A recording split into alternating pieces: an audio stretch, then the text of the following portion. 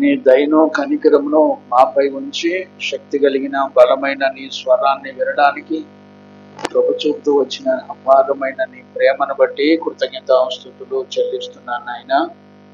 నీ దయను కనికరమును కృపను సమాధానం మీరు మాకు అనుగ్రహించినందుకు స్తోత్రాలు చెల్లిస్తున్నాను. ఈ పునరుద్ధాన దినాన నీ బిడ్డలమైన మమ్మల్ని అందరినీ మీరు దర్శించి నీ వాక్కును ఆత్మను పంపి ఈ ప్రజలమైన మమ్మల్ని అందరినీ దర్శించినందుకు కృతజ్ఞతాస్తుతులు చెల్లిస్తూ మాకు ఈ పరిచర్యలకు విరోధంగా పోరాడుతున్న శత్రువుని సిగ్గుపరిచి మాటల ద్వారా, ఆరాధన ద్వారా, ఉపదేశం ద్వారా, ప్రార్థన ద్వారా, దిద్దుబాటు ద్వారా మమ్మల్ని అందరినీ పవిత్రపరిచి పరిశుద్ధపరిచినందుకు కృతజ్ఞతాస్తుతులు చెల్లిస్తూ సమస్త ఆటంకాలన్నిటినీ కూడా మీరు సిగ్గుపరిచి నీ వాక్కున ఆత్మను పంపి మమ్మల్ని అందరినీ మీరు దర్శించినందుకు కృతజ్ఞతాస్తుతులు చెల్లిస్తూ యేసు నామంలో అడిగి పొందినాము తండ్రి, ఆమె. ప్రార్థన ఆలకించి అడిగినవన్నీ పొందుకునే భాగ్యం ఇచ్చి నడిపించిన యేసయ్యకు స్తోత్రము చేయదమో. స్తోత్రం స్తోత్రం స్తోత్రం స్తోత్రం స్తోత్రం. తండ్రి కుమార పరిశుద్ధాత్మ దేవునికి స్తోత్రము చేయదమో. స్తోత్రం స్తోత్రం స్తోత్రం స్తోత్రం స్తోత్రం. ఆమె. మంచిది నాన్న, మనందరం కూడా పరిశుద్ధ లేఖనాల్లో ఉన్న మొదటి యోహాను పత్రిక ధ్యానం చేసుకుంటూ ఉన్నాము. మనందరం కూడా 3వ అధ్యాయంలోకి ప్రభు నడిపిస్తూ వచ్చాడు. ఆ వాక్యాన్ని మనందరం కూడా ధ్యానం చేసుకుందాం, చదువుకుందాం నాన్న. మొదటి యోహాను పత్రిక 3వ అధ్యాయము 4వ వచనం నుండి మనం 10వ వచనం వరకు ఈ దినాన్న మనం ధ్యానం చేసుకుంటా ఉన్నాము. ప్రాముఖ్యంగా మనందరం కూడా గ్రహించవలసింది ఏంటంటే, గత లాస్ట్ సెక్షన్ లో 28వ వచనం నుండి 2వ అధ్యాయము 28 నుంచి 3వ అధ్యాయం 3వ వచనం వరకు మహిమ కలిగిన ప్రభు యొక్క రాకడ కొరకు మనందరం ఏ జీవితం చేయాలో మనందరం కూడా చూస్తూ వచ్చాం. అతి ప్రాముఖ్యంగా పరిశుద్ధమైనటువంటి జీవితాన్ని మనం చేయాలి. ఈ పరిశుద్ధమైన జీవితంలో మొత్తం 7 సంపూర్ణమైనటువంటి గుణాలను మనం కలిగి ఉండాలి. అలాగా కలిగి ఉన్నప్పుడే ప్రభు యొక్క రాకడలో మనం ఆయన్ని ఎదుర్కోగలుగుతాం. ఒకవేళ అలా గనక లేకపోతే మనం ప్రభు యొక్క రాకడలో ప్రభుని ఎదుర్కొనే సామర్థ్యం అయితే ఉండదు. అందుకు మనం ఏం నేర్చుకుంటూ వచ్చాము అనంటే, మనందరం కూడా ఆయనతో నిలిచి ఉండాలని మనం మొదటి యోహాను పత్రిక 2వ అధ్యాయం 28వ వచనంలో మనం నేర్చుకుంటూ వచ్చాం. ఆయనతో నిలిచి ఉండే వాళ్ళు ఎలా ఉంటారనేది మనం ఆల్రెడీ ధ్యానం చేసుకున్నాం. రెండవది, నీతిని జరిగించాలని మనం ధ్యానం చేసుకున్నాం. మూడవది, తండ్రి ప్రేమను అర్థం చేసుకోవాలని మనం చదువుకుంటూ వచ్చాం. నాలుగవది, లోకం వైపు చూడకుండా ఉండాలి అనేటువంటి విషయాన్ని మనం చదువుకుంటూ వచ్చాం. ఐదవదిగా, మనం భవిష్యత్తు వైపు చూస్తూ ప్రభు యొక్క రాకడ కొరకు కనిపెట్టుకుంటూ ఎదురు చూడాలి అనేటువంటి విషయాన్ని మనం చూసాం. ఆరవదిగా, నిరీక్షణ కలిగి ఉండాలి. ఏడవదిగా, పరిశుద్ధులముగా ప్రభువుని ఎదుర్కోవాలి. పరిశుద్ధతను కాపాడుకుంటూ ప్రభువుని మనం ఎదుర్కోవాలని ఈ 2వ అధ్యాయం 28 నుంచి 3వ అధ్యాయం 3వ వచనం వరకు కూడా మనం చూసాం. ఇందులో ఉన్నటువంటి విషయం ఏంటంటే, మనందరం ప్రభు రాకడ కొరకు పరిశుద్ధ జీవితం చేయాలి అనేటువంటి విషయాన్ని మనం చూసుకుంటూ వచ్చాం. ఇప్పుడు 3వ అధ్యాయం 4వ వచనం నుండి ఈ రోజున మనందరం కూడా ధ్యానం చేసుకుంటాం. ఇందులో ఏముంది? ఈ 3వ అధ్యాయం 4వ వచనం నుండి 10వ వచనం వరకు ఇది అతి ప్రాముఖ్యమైనటువంటి విషయాలను మనం నేర్చుకోవాలి. ఏంటి అంటే, ఇందులో అసలు విశ్వాసి ఎవరు, అవిశ్వాసి ఎవరు, పాపం చేసేవాడు ఎవరు, పాపం చెయ్యనటువంటి వాడు ఎవరు. అంటే ఇక్కడ ఈ 3వ అధ్యాయంలో 4వ వచనం నుండి మనం చూస్తే సెకండ్ సెక్షన్, ఇందులో పాపం అనే దాని గురించినటువంటి పాపానికి ఉండేటువంటి స్వభావం, దాని గురించినటువంటి సంగతులు ఇందులో రాయబడ్డాయి. ఒక రకంగా పాపాన్ని గురించినటువంటి సంపూర్ణమైన నిర్వచనం రాయబడింది. ఇంకోటి ఏంటంటే ప్రభు రాకడ కొరకు మనం 28 నుంచి 3వ వచనం వరకు చూసిన దానిలోనేమో 3వ అధ్యాయం 3వ వచనం వరకు చూసిన దానిలోనేమో పరిశుద్ధ జీవితం ప్రభు రాకడ కొరకు చేయాలనే విషయం మనం చూస్తున్నాం. ఇప్పుడు 3వ అధ్యాయం 4వ వచనం నుంచి 10వ వచనం వరకు ఏం చూస్తున్నామంటే మనం పాపము చెయ్యకూడదు అనేటువంటి విషయాన్ని చూస్తాం. ఈ వచనాలన్నిటిలో అసలు పాపానికి ఉన్నటువంటి నిర్వచనాన్ని కూడా మనం చూడొచ్చు. ఏంటి అసలు పాపం అంటే ఏంటి, దాని నిర్వచనం వాక్యం ఏం చెప్తుంది అనేటువంటి విషయాన్ని కూడా మనం చూడొచ్చు. ముఖ్యంగా ఇందులో మనందరం విశ్వాసులమా అవిశ్వాసులమా, దేనికి సంబంధించినటువంటి వాళ్ళమా అనేటువంటి విషయాలు కూడా ఇందులో మనం చూడొచ్చు. నిజంగా ఈరోజు నేను ధ్యానం చేస్తున్నప్పుడు ఈ విషయాల ద్వారా మనం బోధించబడకపోతే మనం ఎక్కడ ఏ స్థితిలో మనం ఉంటామో కూడా అర్థం కాదు. ఈ 1 యోహాను పత్రిక పరిశుద్ధాత్ముడు మన కొరకు ఎందుకు రాయించాడో కూడా చాలా స్పష్టంగా అర్థమవుతుంది. గత కాలంలో మనం వెలుగా చీకట, గత కాలంలో మనం దేవుని బిడ్డమా అది సముద్రమా అనేటువంటి విషయాలన్నీ కూడా మనం చూస్తూ వచ్చాం.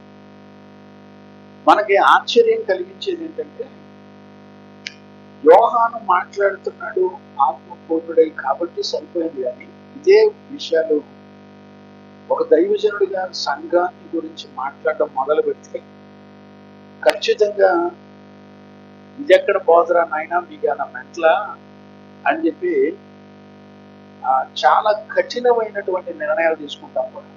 అంటే నేను ఆ వాక్యాలు ధ్యానం చేస్తున్నప్పుడు నేను చాలా ఆశ్చర్యపోతూ వచ్చాను. పరిశుద్ధాత్ముడు ఏ ఉద్దేశంతో మన కొరకు ఈ విషయాలు మాట్లాడుతున్నాడు అనేది నేను గ్రహించుకోవడానికి చాలా టైం పట్టింది. దీని మూలం ఏంటి అనేటువంటి విషయాలు చూసేపాటికి నాకు 2 రోజులు పట్టింది. ఇంతకుముందు అప్పటికప్పుడు ధ్యానం చేసేవాడిని, తెల్లవారుజాము 4 నుంచి ప్రార్థనలో ఉండి ధ్యానం చేసేవాడిని. కానీ ఇది మాత్రం ఈ 4వ వచనం నుంచి 10వ వచనం వరకు మాత్రం నాకు ఎక్కువ సమయం పట్టింది. అంటే నిన్నటి దినాన కూడా నేను సిద్ధపడాల్సి వచ్చింది. కారణం ఏంటో ఇప్పుడు మనం చదువుకునేటప్పుడు మనం చూద్దాం. ఆ విషయాలన్నీ ఎలా ఉంటాయి ఏంటి అనేది మనం చూద్దాం. ఆ మాటలు చదువుకుందాం. 1 యోహాను పత్రిక 3వ అధ్యాయం 4వ వచనం నుంచి చదువున్నానా? ఇప్పుడు చూడండి, ఆ మాటలు ప్రతి వచనం ఆగి మనం అసలు ఆ భాష ఏంటి అనే దాన్ని మనం కొంచెం జ్ఞానంగా అర్థం చేసుకోవాలి. చదువునానా?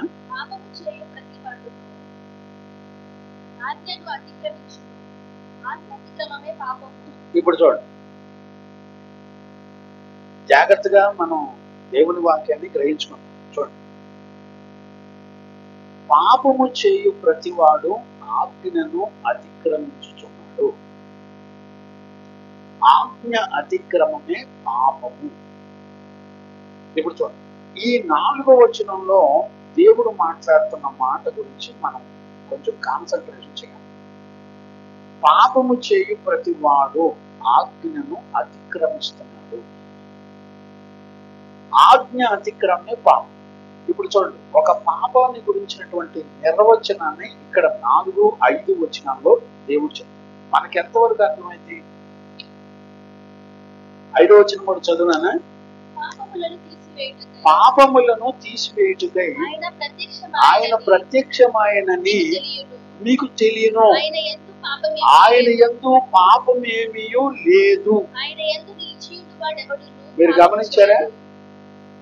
ఆయన యందు పాపమేమీ లేదు. పాపములను తీసివేయుటకు ఆయన ప్రత్యక్షమయ్యాడు. ఆయన యందు పాపమేమి. 5వ వచనంలో ఏ ప్రత్యక్షతను చూపిస్తున్నాడు అనంటే పాపములను తీసివేయడాన్ని పాపము లేనివాడుగా యేసుక్రీస్తు యొక్క ప్రత్యక్షతను మనం చూడొచ్చు. అంటే ఇక్కడ మనకి అర్థం కావాల్సింది ఏంటంటే, ఈ 4వ వచనం నుండి 10వ వచనం వరకు చదివితే ఏ వచనాన్ని మీరు చూడండి, మధ్యలో 5వ వచనంలో 7వ వచనంలో అక్కడక్కడ మధ్యలో క్రీస్తు యొక్క ప్రత్యక్షతను గురించి మాట్లాడుతూ ఉంటాడు. మిగతా విషయాలన్నీ చూస్తే పాప నియమాన్ని గురించి మాట్లాడతాడు. ఇక్కడ ప్రజలందరికీ మనందరికీ కలిగిన సమస్య ఏదైనా ఉందంటే ఇదే పాప నియమం యొక్క సమస్య మనందరినీ కూడా వేధించింది. నేనేమంటానంటే యోహానుకు ఉన్నటువంటి ఉద్దేశం ఏంటి అక్కడ అంటే, ఆత్మ ఒక విషయాన్ని బోధించేటప్పుడు ఒక పాప నియమం గురించి మాట్లాడుతున్నప్పుడు దీని విషయాలు మనకి ఎంతవరకు గ్రహింపు అవుతాయి అనేది చాలా షార్ప్ గా ఉండి మనం గ్రహించుకోకపోతే మనం ఎక్కడ మిస్ప్లేస్ అవుతున్నాం అనేది కూడా అర్థం కాదు. దేవునికి మహిమ కలుగును గాక. 6వ వచనం కూడా చదువునా, ఆయన యందు నిలిచి వండువాడు ఎవడునో పాపము చేయడు. చూడండి, ఒక విషయాన్ని కన్ఫామ్ గా చెప్తుంది. ఆయన యందు నిలిచి ఉన్నాడా, అలాంటి వాడు ఎప్పుడు కూడా పాపం చేయడు. ఇక్కడ ఖచ్చితంగా మనందరం కూడా గుర్తుపట్టాలి, చెయ్యడు అని చెప్తుంది. అంటే మనందరికీ చాలా రకాల ప్రశ్నలు ఇప్పుడు ప్రారంభమవుతాయి. 6వ వచనం చదివినప్పుడు మనందరికీ ప్రశ్నలు వచ్చేస్తాయి. అసలు పాపం చేయనోడు ఎవడుంటాడండి, పాపం చేయకుండా ఉండేవాడు ఎవడని ఉంటాడా, చాలా ప్రశ్నలు వచ్చేస్తాయి. చూడండి, ఆయన యందు నిలిచి ఉండేవాడు ఎవడునో పాపం చేయడు, చెయ్యడు అని కన్ఫర్మ్ గా చెప్తుంది. అంటే మరి నీతిమంతులు పాపం చేస్తారా లేదా పడిపోతారా లేస్తారా, అసలు ఈ విషయాలన్నీ చాలా చాలా ప్రశ్నలు వస్తాయి. ఇప్పుడు ఆ గత కాలంలో మనం వాక్యం చదివినప్పుడు ఆయన మనల్ని నీతిమంతులుగా చేసిన, ఆయన ద్వారా దేవుని మూలంగా పుట్టిన వాడు నీతిమంతుడని దేవుని యొక్క వాక్యం చెప్తుంది. మరి నీతిమంతులైన దేవుని పిల్లలు పాపం చేస్తారా చేయరా, అది ఎలా తెలుస్తుంది? ఇక్కడ నాకైతే చాలా రకాల ఆలోచనలు వచ్చేసి నేను చూస్తున్నప్పుడు, ఆయన యందు నిలిచి ఉండేవాడెవడునో పాపం చేయడు, పాపము చేయవాడెవడును ఆయనను చూడలేదు, ఆయనను ఎరగడు. అంటే ఒక వ్యక్తిలో పాపం ఉంటే అసలు ఆయనతో సంబంధం లేదని చెప్తుంది వాడు. ఆయనకి మీకు ఎలాంటి రిలేషన్ లేదు, అసలు ఆయన ఎవరో కూడా అలాంటి వాడు తెలుసుకోలేడు, ఎరగడు అని చెప్తుంది వాడు. అంటే వీళ్ళు ఎవరై ఉండాలి, దేవుని ఎరగని వారు ఎవరై ఉండాలి, అవిశ్వాసులై ఉండాలి. మరి ఈ ప్రకటన రాసేది ఎవరికి, విశ్వాసులుగా అవిశ్వాసులుగా? నా హృదయం అంతా చాలా చాలా కన్ఫ్యూజ్ అయిపోయాను. దీన్ని ఒక కొలిక్కి తీసుకొని వచ్చేవాటికి నేను తర్వాత కొన్ని వెనక్కి వెళ్ళి 2వ అధ్యాయం 1వ అధ్యాయం ఇవన్నీ నేను రిఫర్ చేసినప్పుడు నేను తేల్చుకోలేకపోయా. అసలు నేను మీకేం చెప్పాలో కూడా నేను తేల్చుకోలేకపోయా. ఏం చెబితే వీళ్ళకి అర్థమవుతుంది, ఏం చెబితే ఎలాగ కనెక్ట్ అవ్వుతుంది. ఈ యోహాను ఈ విషయాలు రాస్తున్నప్పుడు మనం దీన్ని ఎలా అర్థం చేసుకోవాలో కూడా నాకైతే చాలా టైం పట్టింది. చూడండి, అసలు 6వ వచనం చాలా డైరెక్ట్ గా మాట్లాడతాడు. ఏమని మాట్లాడతాడు చూడండి, ఆయన యందు నిలిచి ఉండేవాడు ఎవడో పాపం చేయడు, పాపం చేయవాడు ఎవడో ఆయనను చూడలేదు, అసలు ఆయన ఎరగలేడు అని అంటున్నాడు. ఇప్పుడు 7వ వచనం కూడా చదువునా, చిన్నపిల్లారా ఎవరిని కూడా మిమ్మల్ని మోసపరచనీయమాకండి, ఆయన నీతిమంతుడై ఉన్నట్టు నీతిని జరిగించు ప్రతి వాడును నీతిమంతుడు. ఇప్పుడు చూడండి, ఆయన నీతిమంతుడై ఉన్నట్టు నీతిని జరిగించు ప్రతివాడు నీతిమంతుడే. ఎంత వాక్యం చెప్తుంది. వాక్యంలో ఎలా చూపిస్తున్నాడంటే యోహాను ఆయన్ను చూపించి ఉంటే ఆయనలాగా ఉండాలి, ఆయన లాంటి జీవితం కనుక లేకపోతే అసలు వాడు ఎరగడు క్రీస్తుని ఖచ్చితంగా తేల్చేయడాన్ని మనం చూడవచ్చు. కంటిన్యూ చేయనా? అపవాది మొదటి నుండి పాపం చేయుచున్నాడు కనుక పాపము చేయవాడు అపవాది సంబంధం. చూడండి ఎంత పక్కగా డిక్లేర్ చేసి చెప్తున్నాడు యోహాన్. నేనేమంటానంటే పాపం నీలో ఉందా, నువ్వు అపవాది సంబంధివి అని ఇప్పుడు యోహాను పక్కన పెట్టి నేను అన్నాను అనుకోండి, ఆ మాట ఊరుకుంటారా? జనరల్ గా ఆలోచించండి, ఊరుకుంటారా? తంతారు పట్టుకొని ఊరుకోరు. అంటే ఇక్కడ ఉద్దేశం ఏంటంటే యోహాను ప్రతి విషయాన్ని మనం సజీవంగా ఉండగానే మన స్థితి ఏంటో దేవుని ఉపదేశం ద్వారా, వాక్కు ద్వారా ఒక నిర్ణయాన్ని ఖచ్చితంగా చూపిస్తున్నాడు. అంటే దీన్ని బట్టి మనకేమర్థం అవ్వాలి? అయితే మనం విశ్వాసులమని అవ్వాలి, లేదా అవిశ్వాసులమని అవ్వాలి, లేదా పాపం చేస్తూ అపవాది సంబంధులమని అవ్వాలి, లేదా నీతిమంతులమై దేవుని సంబంధులమైన అయి ఉండాలి. గుర్తుపడుతున్నారా? మరి ఈ మధ్యలో ఒక పాపి తన పాపం నుండి విడుదల ఎలా పొందాలి? అసలు విడుదల జరుగుతుందా జరగదా? నాకైతే చాలా విషయాలు ఆలోచనలు వచ్చినాయి. కంటిన్యూ చేయనా? ముందు చదివిస్తాను, తర్వాత వాక్యం వెంబడి వాక్యం మనం ధ్యానం చేసుకున్నాం. అపవాది మొదటి నుండి పాపం చేయుచున్నాడు కాబట్టి పాపము చేయువాడు అపవాది సంబంధి. అపవాది యొక్క క్రియలను లయపరచుట కొరకై దేవుని కుమారుడు ప్రత్యక్షమయ్యాడు. దేవుని మూలంగా పుట్టిన వానిలో ఆయన బీజము నిలుచును గనక వాడు పాపము చేయడు. వాడు దేవుని మూలంగా పుట్టినవాడు గనక పాపము చేయజాలడు. దీనిని బట్టి దేవుని పిల్లలు ఎవరు, అపవాది పిల్లలు ఎవరు తేటబడును. నీతిని జరిగించని ప్రతివాడును సహోదరుని ప్రేమింపని ప్రతివాడును దేవుని సంబంధులు కారు. చాలు. ఎలా అర్థం చేసుకోవాలి? ఈ 3వ అధ్యాయంలో 2 భాగాలు. ఒకటేమో పరిశుద్ధ జీవితం చేస్తూ ప్రభు రాకడ కొరకు సిద్ధపడాలని 3వ అధ్యాయం 3వ వచనం వరకు చెప్పడం జరిగింది. 4వ వచనం నుంచి 10వ వచనం వరకు చూస్తే మనకి పాప స్వభావాన్ని గురించి పరిశుద్ధ లేఖనం మాట్లాడుతుంది. కన్ఫ్యూజన్ ఎక్కడ వస్తుందంటే మరొక వచనాన్ని మనం చదువుకున్నప్పుడు మనకి కన్ఫ్యూజ్ అర్థం అవుతుంది. అంటే మనం ఎక్కడ ఉన్నాం అనేటువంటి విషయాలు కూడా మనకు అర్థం అవుతుంది. ముఖ్యంగా చూడండి నాన్న,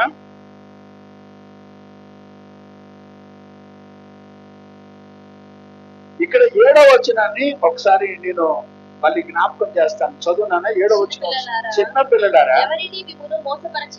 ఇప్పుడు నేనేమంటానంటే మిమ్మల్ని ఎవరో మోసపరచనీయకుండా చూసుకోండి అంటున్నాడు. అంటే మనకి ఇక్కడ ఈ మాటను బట్టి మనకి ఏమర్థం కావాలి అంటే పాప నియమం అనేది మనలను మోసం చేస్తా ఉంటుంది. ఎలా మోసపోతున్నాం అనేది ప్రాముఖ్యంగా మనకు తెలుసుకోవాలి. ఎక్కడ మోసపోతున్నాం, ఎలా మోసపోతున్నాం. ఒక పాప నియమాన్ని గురించి దేవుని వాక్యం మనతో మాట్లాడుతున్నప్పుడు మధ్యలో దేవుని ఆత్మ మనతో మాట్లాడేది ఏంటంటే పిల్లలారా మీరు మోసపోమాకండి అని చెప్తున్నాడు. మీరు ఎందుకు మోసపోతున్నారు, ఎలా మోసపోతున్నారు అనేది ఇక్కడ ఈ టెక్స్ట్ వ్యూ అంతా కూడా మనం పరీక్షించుకోవాలి. ఎలా మోసపోతున్నాం అనేది కూడా చూసుకోవాలి. మనకు అర్థం కావాల్సిన విషయం ఏంటంటే ఒకటి పాప నియమం అంటే ఏంటో ప్రాముఖ్యంగా మనకు తెలియాలి. రెండవది మనం ఎక్కడ ఎలా మోసపోతున్నాం అనేది ఖచ్చితంగా మనం తెలుసుకోవాలి. ఒకవేళ మనకి ఈ లేఖన భాగాల్లో కనుక ఉన్న విషయాలు మనకు అర్థం కాకపోతే మన జీవితం మొత్తం భ్రమపరుచు ఆత్మ ద్వారా మోసగించబడేటువంటి పరిస్థితుల్లో మనం ఉంటామనేటువంటి సంగతి మనందరం కూడా గుర్తుపెట్టుకోవాలి. ఎలా మోసపోతున్నాం, ఎక్కడ మోసపోతున్నాం చూడండి నాన్న. నేను ఒక మాట నేను జ్ఞాపకం చేస్తాను. మొదటి అధ్యాయంలోకి వెళ్ళినప్పుడు 8వ వచనం, 9వ వచనం, 10వ వచనం చదువునానా? మనము పాపము లేని వారమని చెప్పుకొనిన ఎడల మనమే మోసపరుచుకొందుము. ఇప్పుడు చూడండి, ఒక మోసం ఎక్కడి నుంచి ప్రారంభం అవుతుందంటే మనం పాపం లేని వాళ్ళమని చెప్పుకుంటే చాలు. మరి యేసుక్రీస్తు నందు దేవుని మూలంగా పుట్టినవాడు దేవుడు నీతిమంతుడుగా మార్చినప్పుడు ఆ నీతిమంతుని బీజం వలన వాడు ఎన్నడూ కూడా పాపం చెయ్యడు అని వాక్యం.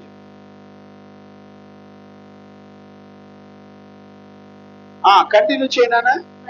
మరియు మనలో సత్యం ఉండదు.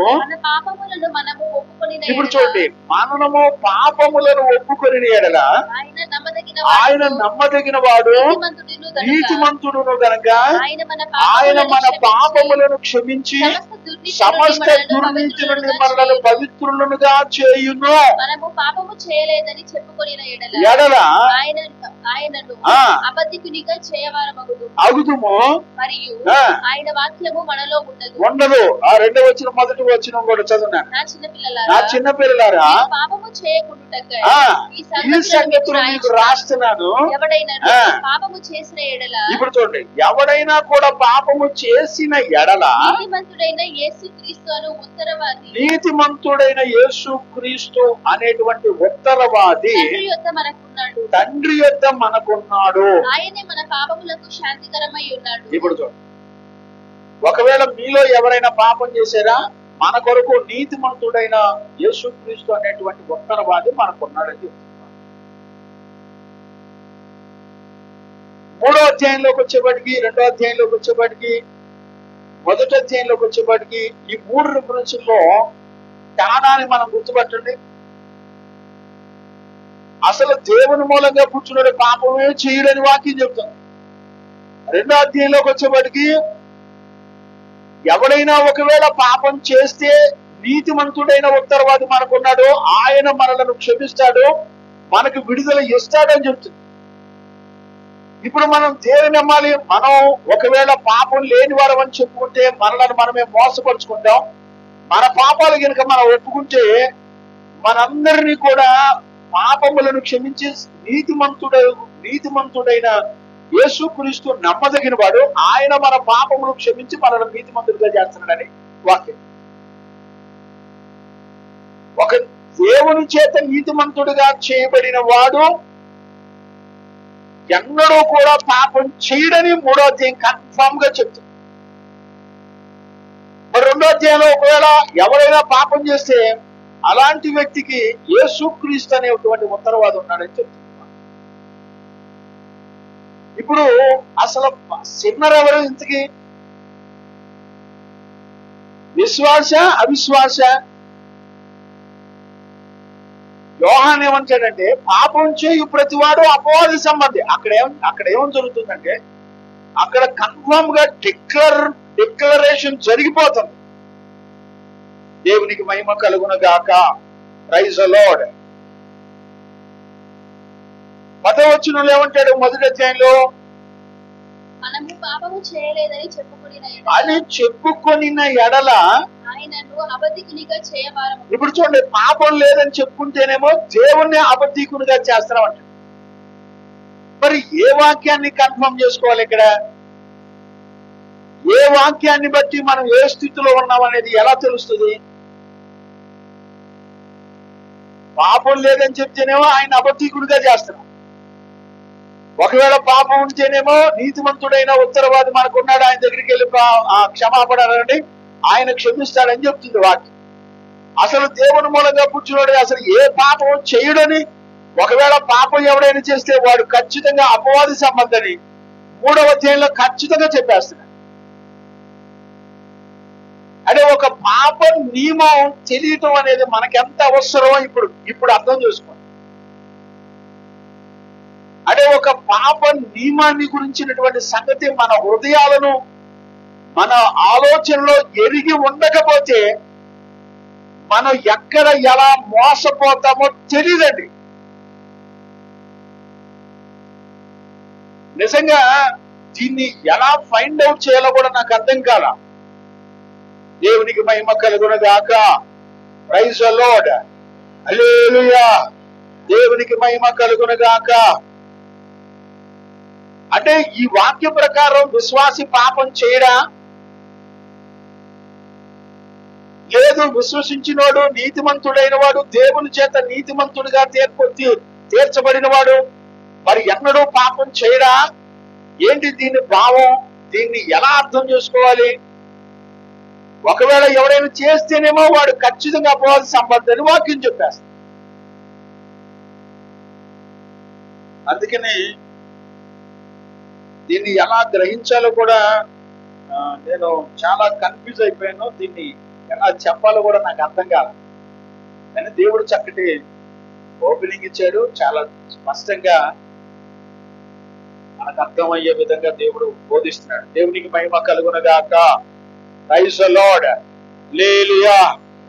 ఇక్కడ పాపం యొక్క నియమాన్ని మనం ఎలా గుర్తుపట్టాలి?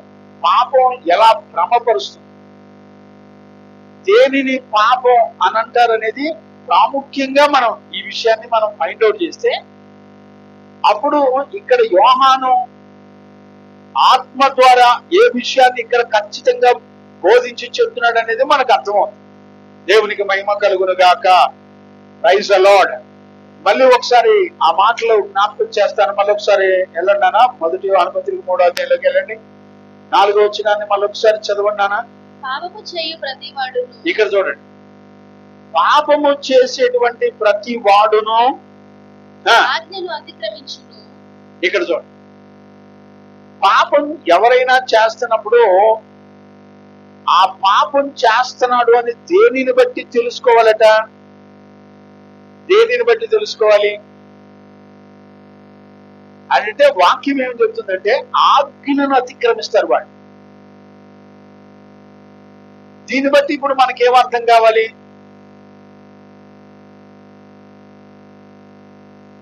ఆజ్ఞను అతిక్రమించటమా లేకపోతే పాపం చేస్తున్నాడు అనాలా? ఇప్పుడు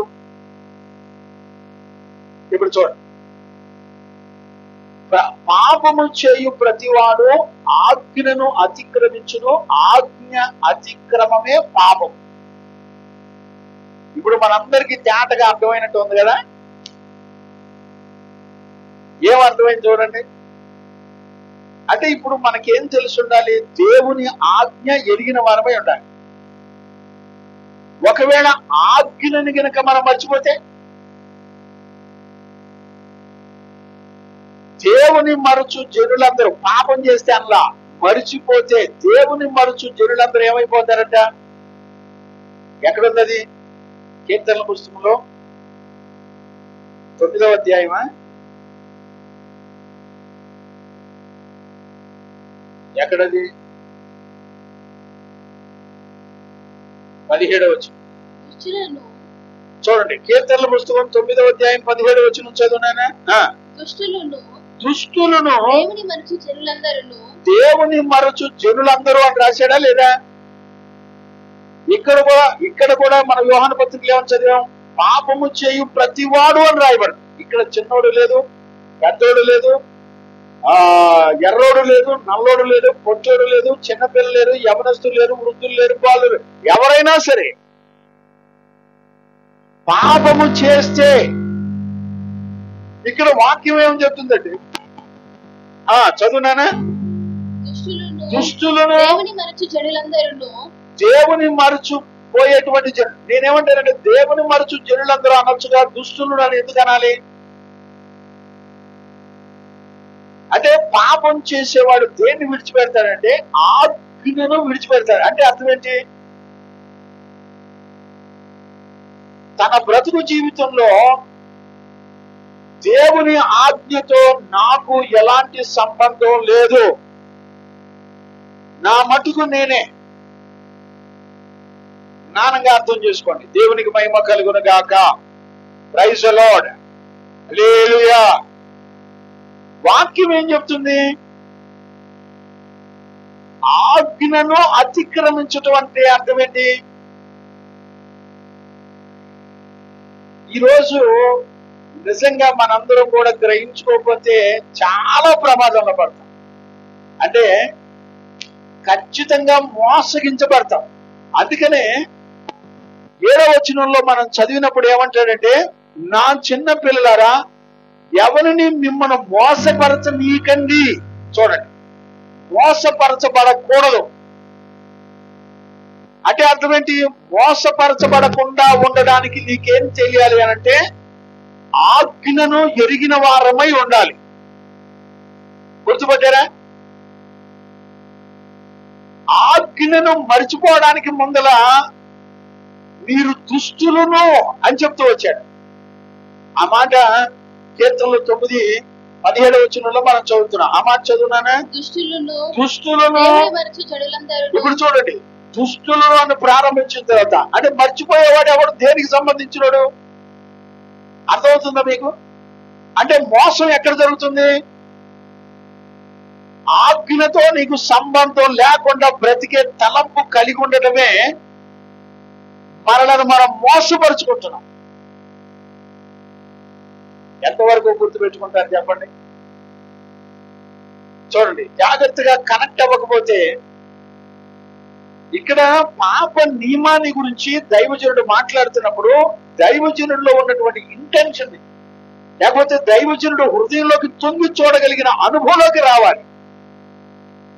పరిశుద్ధాత్ముడు మీరు మోసగించబడుతున్నారని చెప్తున్నప్పుడు పాప నియమాన్ని గురించి మాట్లాడేటప్పుడు మనం ఎలా మోసగించబడుతున్నాం అనేది ఎరగకపోతే ఎంత ప్రమాదమో గుర్తుపట్టండి.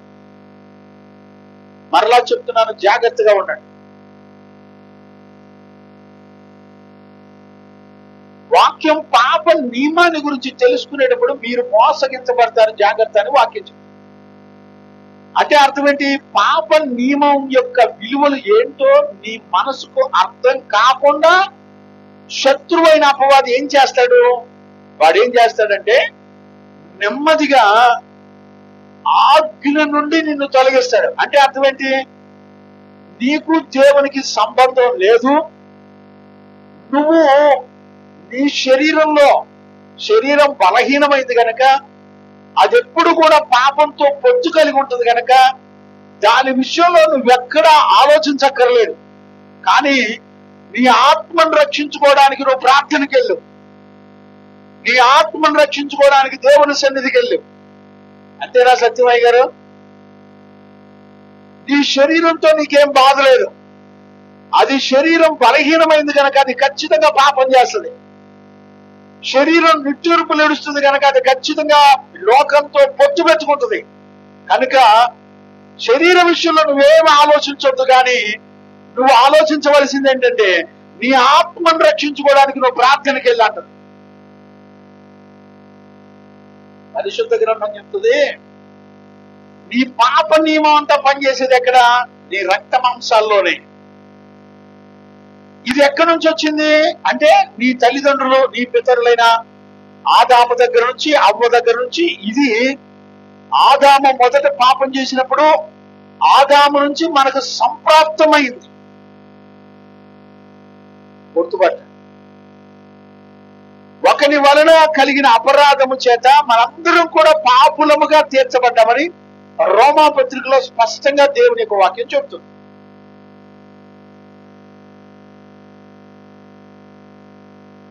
ఇప్పుడు రక్త మాంసంలో ఉన్న పాప నియమ గురించి సాతాను నీకేమని బోధ చేస్తుందంటే, రక్త మాంసాలు బలహీనమైనవి గనక మీరు రక్త మాంసాల విషయంలో మీరు నియమం అక్కర్లా. మీరు ఏమాత్రం రక్త మాంసాల విషయంలో మీరు ఆలోచన అక్కర్లా. ఎందుకంటే రక్త మాంసాల్లో ఈ లోకంలో ఉన్నాం కాబట్టి లోక పద్ధతుల ప్రకారం మనం బ్రతకాలి, అది బ్రతుకుతుంది. కానీ నీ మనసులో దేవుణ్ణి కలిగి ఉండు, చక్కగా దశంభాగాలు ఇస్తూ ఉండు, చక్కగా పరిచర్యలు చేస్తూ ఉండు, పరిశుద్ధుల సహవాసాన్ని కలిగి ఉండు, నీతిమంతులుగా ఉండండి, ప్రభు రాకడికి నువ్వు ఆటోమేటిక్ గా సిద్ధపడతావని చక్కటి తీయటి మాటలు చక్కగా బోధిస్తుంది అపవాది. ఇప్పుడు మోసం ఎక్కడ జరుగుతుంది? మోసం ఎక్కడ జరుగుతుంది? ఏ శరీరం అయితే పాప నియమాన్ని కలిగి ఉందో దానిని దేవుని అధికారానికి అప్పగించరు. మీకు ఒక చిన్న పోలిక చెప్తాను, చదవండి నాన్న. మొదటి యోహాను పత్రిక 5వ అధ్యాయము 16-17 వచనాలు చదవండి. కొంచెం వివేకంగా ఇక్కడ అర్థం చేసుకోవాలి. తన సహోదరుడు చదువునా.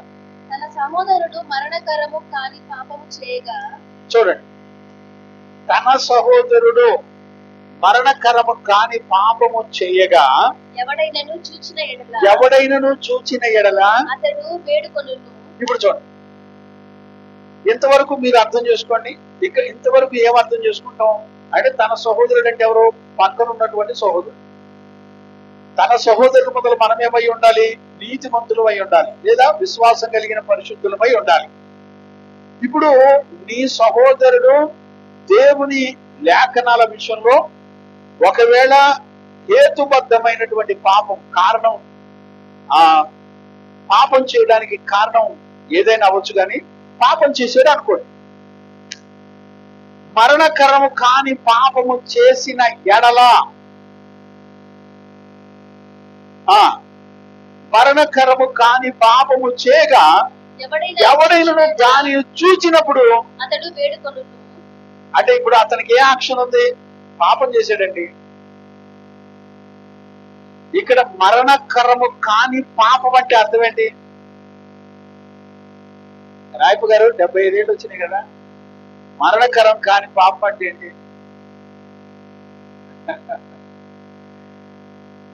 రాజయ్య, ఇప్పుడు మీ వయసు 40 అనుకోండి, 38 40 అనుకోండి. మరణకరము కాని పాపం అంటే ఏంటి?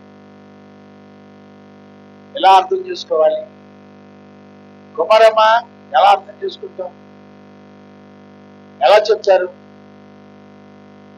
చూడండి, ఇప్పుడు కూడా ఒక గుర్తుపెట్టు, దేవుని చేత క్షమించబడి పాపాలు ఉన్నాయి. క్షమించబడడం వెనక దేవుని కనికరం పొందినప్పుడు అవి క్షమించబడతాయి, క్షమించబడని కూడా ఉంటాయి. ఇప్పుడు ఒక సహోదరుడు పాపం చేశాడంట, మరణకరము కాని పాపము చేశాడు, అది నీకు తెలిసింది. ఇప్పుడు వాట్ అబౌట్ నెక్స్ట్ అంటే, అతను వేడుకొనుడు కదా అంటే బతిలాడు. ఎవరి దగ్గరికి వచ్చి బతిలాడుకుంటాడు అంటే, ఇప్పుడు మనం 2వ అధ్యాయంలో మనం ఏం చదువుకున్నాం? చదవండి. మొదటి యోహాను పత్రిక 2వ అధ్యాయం 1వ వచనం చదవండి. నా చిన్న పిల్లలారా, ఇప్పుడు మీరందరూ పాపం చేయకుండా ఉండటం కొరకై ఇప్పుడు ఈ సంగతులు నేను మీకు తెలియజేస్తున్నాను. ఏ సంగతులు అది? ఎవడైనాను ఇప్పుడు ఎవడైనా ఒకవేళ పాపం చేస్తే, అంటే ఇప్పుడు ఇక్కడ మనకేమర్థం అవుతుంది వాక్యాన్ని బట్టి చూస్తే? అంటే ఒక వ్యక్తి ఎవరైనా పాపం చేస్తే మరలా అతను వేడుకొని పశ్చాత్తాపడి తన బ్రతుకును మార్చుకుంటే, నీతిమంతుడైన యేసుక్రీస్తు అనేటువంటి ఉత్తరవాది మనకు ఒక ఆయన ఉన్నాడు.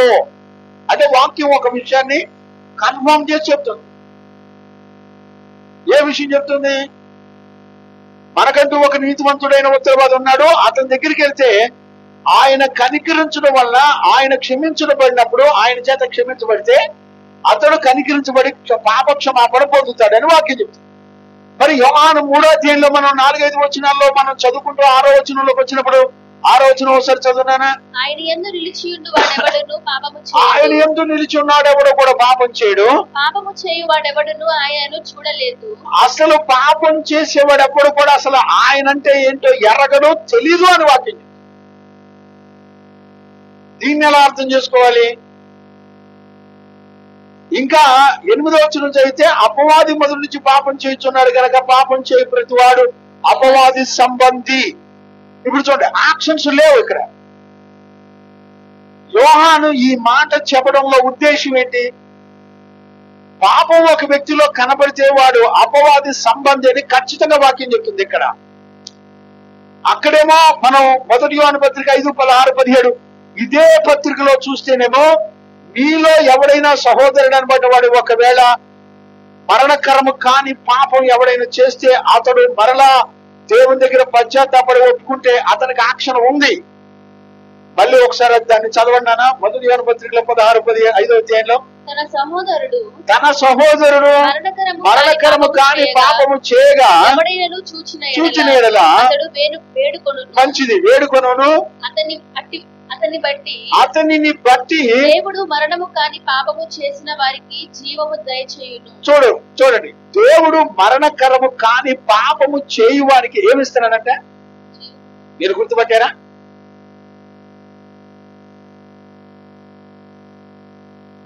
అంటే అవకాశాలు ఉన్నాయి. మరి పాప నియమం యొక్క మోసం ఎక్కడ జరుగుతుంది అనేదే మనం ఇక్కడ తెలుసుకోవాలి ప్రాముఖ్యంగా. అది కనుక మనకి ఈరోజు అర్థం కాకపోతే మనందరం మోసగించబడి వెళ్ళి కన్ను మూసిన వెంటనే రప్పపాటులో పాతాళం. అంటే ఇప్పుడు ఈ 3వ అధ్యాయం 4వ వచనం నుంచి 10వ వచనం వరకు ఎంత విలువైందో అర్థం చేసుకో. పాప నియమాన్ని గురించి ఎరిగేటప్పుడట మోసగించబడతారు, జాగ్రత్త. అంటే ఒక పాప నియమాన్ని తెలుసుకునేటప్పుడు దాని ప్రవర్తన ఏంటి, దాని గుణాలేంటి, దాని లక్షణాలేంటి, అది ఎలాగ పనిచేస్తుంది అనే విషయాలు పూర్తిగా మోసపోకుండా గుర్తుపట్టాలి.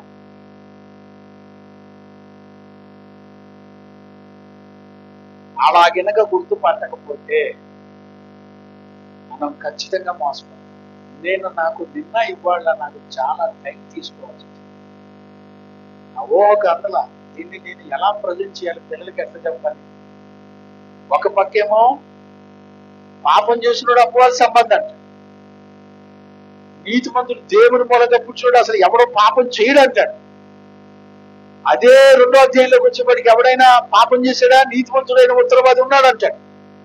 మరణకరం కాని పాపం చేసినోడు ఒకవేళ వాడు తిరిగి వచ్చి పశ్చాత్తాపడితే వాడికి నిత్య జీవాన్ని ఇస్తానంటాడు.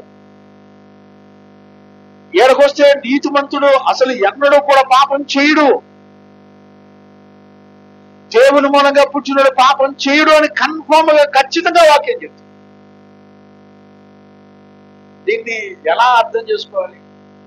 అందుకని యోహాను ఏమంటాడంటే మధ్యలో 7వ వచనంలో మీరు మోసపోకుండా చూసుకోండి.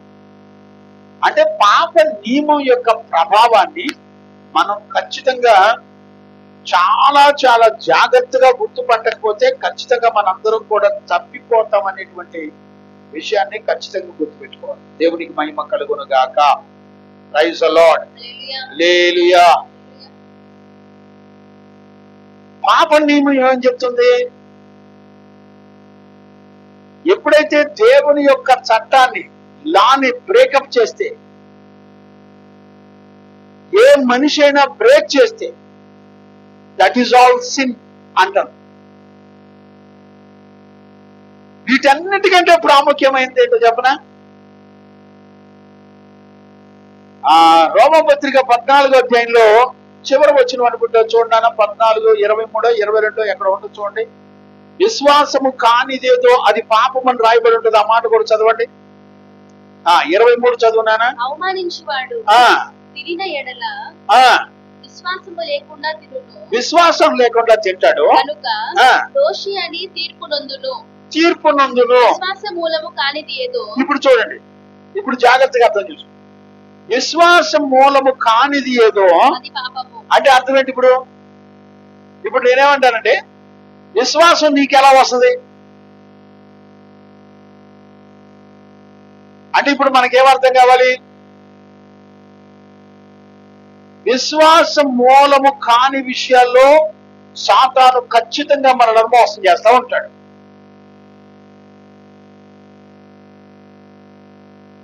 ఏది విశ్వాసం అనబడుతుంది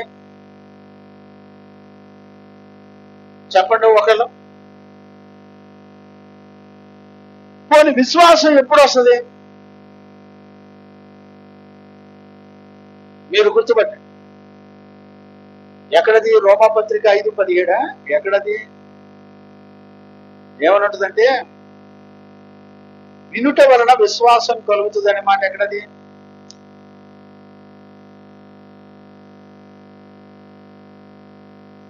అయ్యా 10:17 7వ వచనం, 10వ అధ్యాయం 7వ వచనం చూడనా. రోమా పత్రిక 10వ అధ్యాయం 7వ వచనం చదవండి. అయితే విశ్వాసం మూలముగా నీతి ఇలాగ చెప్పుచున్నది. విశ్వాసం మూలంగా నీతి ఎలా చెప్తుంది? ఏమని చెప్తుంది? ఎవడు పరలోకములోనికి ఎక్కిపోవును అనగా. నానా ఏం చదువుతున్నావు? రోమా 10 7వ వచనం నానా. 17 చదువుతున్నావా? ఏ అధ్యాయం చూసారు చూడు. అదే అధ్యాయం 17వ వచనం. క్షమించండి నాన్న, చూడండి 10వ అధ్యాయం 17వ వచనం. కాగా ఇప్పుడు చూడండి, వినుట వలన విశ్వాసం కలుగు. చూడండి, వినటం విశ్వాసం. విశ్వాసం కానిదేదో అది పాపం. వినుట కూడా అది ఎవరి గురించి వినాలంట? చదువునానా. వినుట వలన విశ్వాసము కలుగుతుంది. వినుట క్రీస్తును గూర్చిన మాట వలన కలుగుతుంది. ఇప్పుడు చూడండి, వినటం అనేది ఎవరు గురించిన మాట వినాలట? యేసు క్రీస్తును గురించినటువంటి మాట వినాలి. ఇప్పుడు చూడండి, క్రీస్తును గురించిన మాట విన్నప్పుడు ఏమవుతుందంటే విశ్వాసం కలుగుతుంది. ఇప్పుడు విశ్వాసం కానిది ఎలా గుర్తుపడతాం? మళ్ళా చెప్తున్నాను, గుర్తుపెట్టుకో. దేవునికి మహిమ కలుగును గాక. వినటం వలన విశ్వాసం కలుగుతుంది. బాగుంది. అది ఎవరి గురించి వినాలి? యేసుక్రీస్తుని గురించి వినాలి. ఇక్కడ లాజిక్ అర్థం చేసుకో. వినటం వెనక మన దగ్గర పని చేయవలసిన గుణాలు ఏంటి? అర్థం కాదు. ఇప్పుడు మీరందరూ వచ్చారండి, మీరందరూ వచ్చారు, వాక్యం వినటానికి వచ్చారు కదా. వాక్యం వినటానికి వచ్చినప్పుడు, వినేటప్పుడు మీ మీద దేవుని అధికారం పని చేయాలి. మళ్ళా చెప్తున్నాను, గుర్తుపెట్టు. ఒక అధికారం కిందకి మనం లోబడిన వారమై నడిపించబడాలి. వినాలంటే వినటానికి ముందులు ఏముండాలి? ఒక అధికారానికి ఒప్పుకోవాలి. ఇప్పుడు అవ్వ ఆదాములో ఏదైనా తోటలో దేవుడి మాట వింటున్నారు. వినేటప్పుడు దేవుడు ఏం మాట్లాడాడు? ఆయన ఏం మాట్లాడంటే, నువ్వు పండు తిని మనం చస్తావు అన్నాడు. అన్నప్పుడు వీళ్ళు ఏం చేశారు? అంగీకరించారు, ఒప్పుకున్నారు. అవునా కాదా? అంటే ఇక్కడ వినటానికి నీ దగ్గర ఏముండి తీరాలంటే ఒక అధికారానికి ఒప్పుకునే జీవితం ఉండాలి. ఇక్కడ మోసపోవడం వెనక పనిచేసే ఆత్మ ఎలా ఉంటుందో మీరు గుర్తుపట్టండి. అంటే ఇప్పుడు మోసం ఎక్కడ జరుగుతుంది అంటారు? ఓకే, మీకు ఎగ్జాంపుల్ చెప్తాను, మీకు అర్థం. ఇప్పుడు చూడండి, ఒక అధికారం ఎలా పనిచేస్తుందో చూడండి. ఇప్పుడు మనం బిడ్డలను కంటాం కదా, బిడ్డలను కన్నా తర్వాత ఇప్పుడు తల్లిదండ్రుల అధికారం బిడ్డల మీద ఉంది అన్నప్పుడు వాళ్ళ మధ్య రిలేషన్ ఎలా ఉంటుంది చెప్పండి? మాట వింటారండి అంటారు. ఇప్పుడు తల్లి తన బిడ్డను పిలిచి, అమ్మా నువ్వు చూడరా నాన్న, తల్లి మోకరించి ప్రార్థన చేయి అని అందనుకో, ఆ పిల్ల వచ్చి వెంటనే మందిర ఆవరణలోకి వచ్చి మోకరించి ప్రార్థన చేస్తుంది అనుకో, దాని అర్థం ఏంటి? ఇప్పుడు ఒక అధికారం కిందకి లోబడి, తన తల్లి తండ్రి యొక్క అధికారం కిందకి లోబడి ఆ బిడ్డ మాట వింటుంది. అవునా కాదా? వినటం వల్ల ఏమొస్తుందంట? విశ్వాసం వస్తుంది. అంటే ఒక విశ్వాసం మనలో పుట్టాలి అనంటే, విశ్వాసం మనకు రావాలంటే దేవుని అధికారానికి అప్పగించబడిన వాళ్ళమై ఉండాలి. ఇక్కడ మనల్ని మోసం చేస్తా ఉంటుంది అపవాది. నేనేం అడుగుతున్నానంటే, దేవుని అధికారం నీ మీద ఉందా లేదా ఎలా తెలుస్తుంది? ఎలా తెలుస్తుందంటే, ఆయన చెప్పిన మాట వింటావు. ఇక్కడ సెకండ్ యాక్షన్ ఏంటి? వినరు, మాట వినరు. తల్లిదండ్రులు మాట వినాలనే అధికారాన్ని ఇచ్చింది ఎవరు? తల్లికి తండ్రికి బిడ్డల మీద అధికారం ఇచ్చింది ఎవరు? దేవుడు, హెవెన్లీ గవర్నమెంట్. అవునా? దేవుడు అధికారాన్ని ఇచ్చాడు. అధికారం ఇచ్చిన అధికారాన్ని బట్టి ఇప్పుడు తల్లిదండ్రులు ఏమంటారు? పిల్లల్ని, డేయ్ మీరు మా మాట వినాలి అంటారా లేదా? అంటారు. ఒకవేళ వినకపోతే వినకపోతే ఏమంటారు? రాయపు గారు వినకపోతే ఏమంటారండి?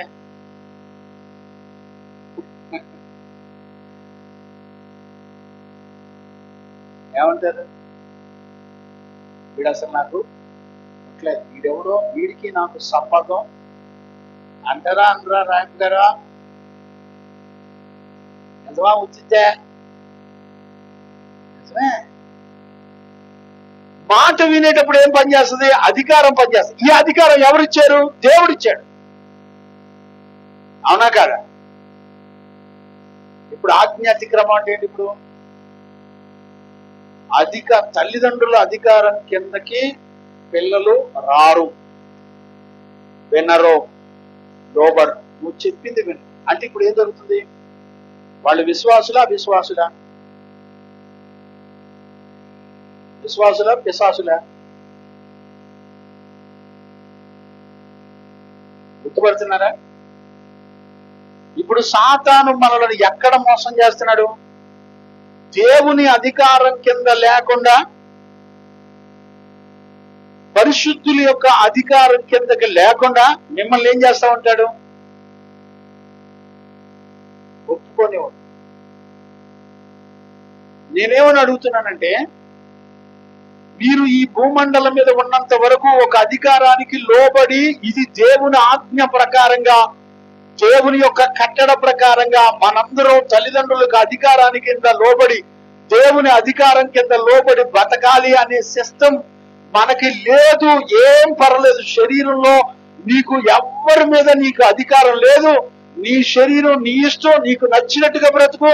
మనుషులకి లోకానికి సంబంధం కలిగి ఉండి ఆత్మీయంగా నువ్వున్నా లేకపోయినా నీ ఆత్మను రక్షించుకోవడానికి గుడికెళ్ళు. కానీ నీ శరీరం మీద అధికారం మాత్రం దేవునికి అక్కర్లా, నీతిమంతులకు అక్కర్లా అని ఏం చేస్తాడు?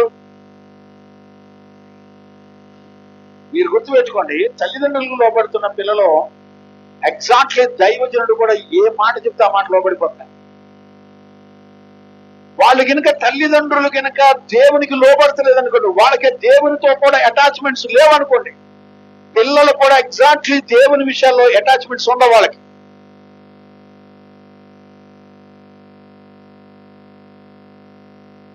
అంటే ఇక్కడ మోసం అంతా ఎక్కడ జరుగుతుందంటే, మనం ఎక్కడా కూడా దేవుని అధికారాన్ని కానీ, మన పైన పరిశుద్ధత కానీ, నీతికి కానీ, పరిశుద్ధులకు కానీ ఏమాత్రం అధికారం ఇవ్వం.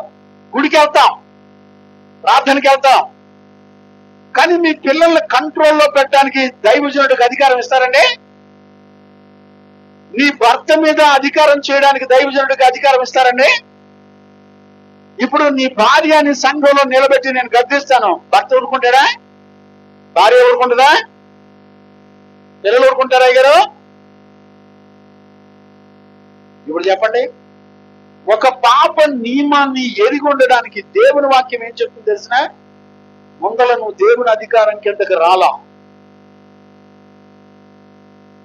దేవుని అధికారం కిందకు వచ్చినప్పుడు ఆయన మాట చొప్పున ఆయనను గురించిన సంగతులు ఎప్పుడైతే వింటావో నీలో విశ్వాసం పుడుతుంది. లోకమును జయించిన విజయం మన విశ్వాసమే. ఇప్పుడు చెప్పండి, లోకంలో ఉన్నదంతా ఏముందంట? ఇక్కడ 2వ అధ్యాయం 15-16 చదువున్నాను. మొదటి యోహాను పత్రిక 2వ అధ్యాయం 15-16-17 వచనాలు చదవండి. 3 వచనాలు. లోకమైనను లోకములో ఉన్న వాటినైనను ప్రేమింపకుడి. ఎవడైనను లోకమును ప్రేమించిన ఎడల తండ్రి ప్రేమ వానిలో ఉండదు.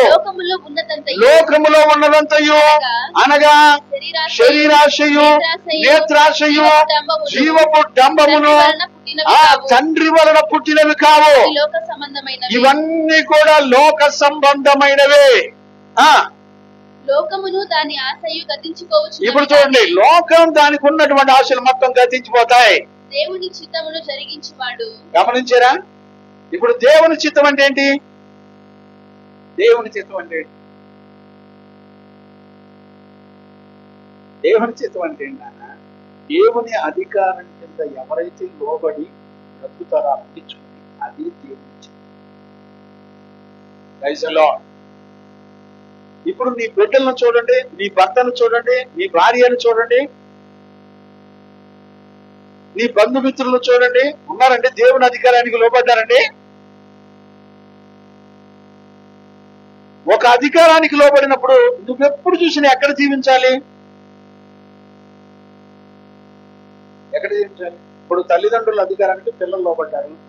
లోబడినప్పుడు ఎక్కడ జీవిస్తూ ఉంటారు వాళ్ళు? ఎప్పుడు చూసినా తల్లిదండ్రుల యొక్క సంరక్షణ కింద కనపడతాం. అవునా కాదా? తల్లిదండ్రుల యొక్క సంరక్షణ కింద కనపడతాం. వాళ్ళ హద్దుల్లో ఉంటారు, వాళ్ళ ఆజ్ఞను దాటిపోరు. ఇప్పుడు నేను అడుగుతున్నాను, అసలు విశ్వాసము వలన కలిగినటువంటి జీవితం మనలో అసలు ప్రారంభమైందా లేదా? ఆలోచించారు ఎప్పుడన్నా?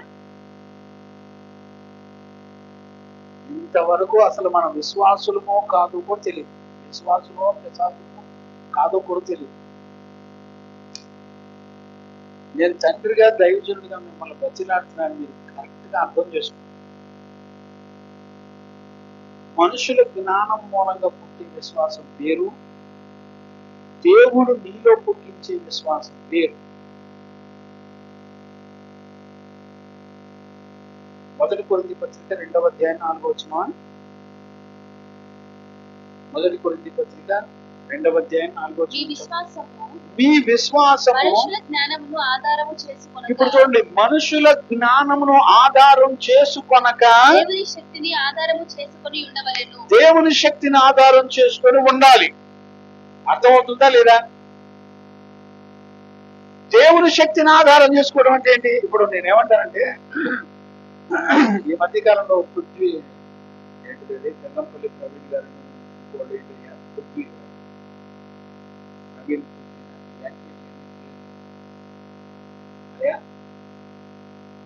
ప్రవీణ్ అదే ఈ టచ్ బొచ్చి అట్ట ఉంటారు.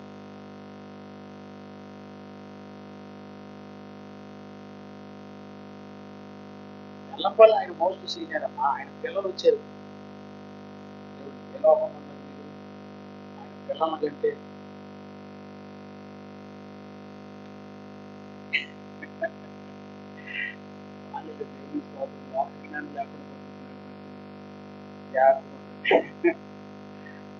విమర్శ కోసం ఏమంటానంటే, అద్భుతం జరిగింది, మంచిది. అద్భుతం ఏ వ్యక్తిని పరలోకం చేసింది.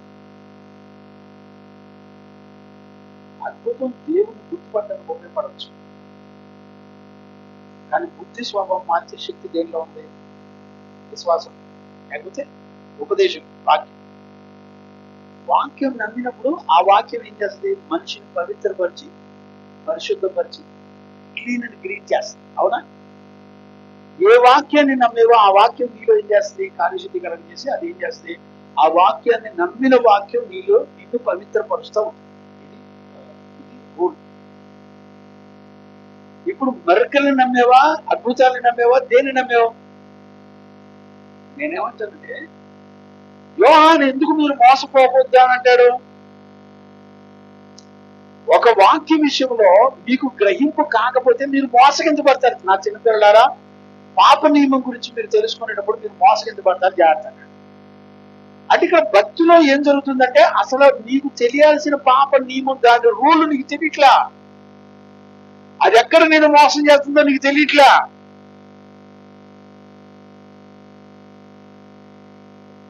ఎలా గుర్తుపడతావు?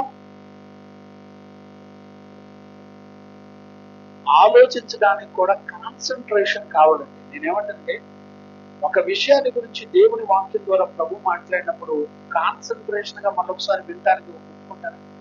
ఇప్పుడు ఏదో మాధ్యమాలు వచ్చింది, మనకి ఏదో రికార్డింగ్ వచ్చింది, అన్ని మొత్తం రికార్డ్ చేసి ఇస్తున్నాం, మళ్ళీ అగైన్ వింటానండి. ఎందుకని? వాక్యం ద్వారా నీ జీవితంలో ఏ కార్యాలు జరుగుతుందో నీకు విశ్వాసం ద్వారా ఇంతవరకు నువ్వు టేస్ట్ చూడాల. మీకు ఆదివారం వస్తే మటన్ టేస్ట్ తెలుసు, చికెన్ టేస్ట్ తెలుసు, అంతేనా గారు? ఫిష్ టేస్ట్ తెలుసు. కానీ వాక్యం ద్వారా దేవుడు నీతో మాట్లాడినప్పుడు ఆ వాక్యం నీ జీవితాన్ని ఎలా కడిగితో నీకు తెలియదు. అంటే నువ్వు ఎంతవరకు విశ్వసించింది ఏంటి? వాక్యాన్ని విశ్వసించాల. వాక్యం కాని దాన్ని విశ్వసిస్తాను. అందుకని యోహాను ఏమంటాడంటే, నా పిల్లలారా మీరు మోసపోతున్నారు, జాగ్రత్తగా ఉంది. నేనేమంటానంటే క్యాన్సర్ పోయింది, వ్యాధి పోయింది, రకరకాల అద్భుతాలు జరిగింది, మంచిదే. నేనేమంటానంటే అబద్ధం పోయిందా, పాపం పోయిందా,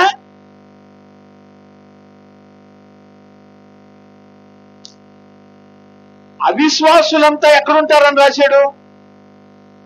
పాతాళంలో మొదటి లిస్ట్ లో ఎవరి పేరు రాశాడు?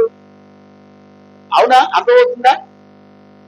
మొదట పిరికోడు, రెండో లిస్ట్ లో అవిశ్వాసులను అని రాశాడు.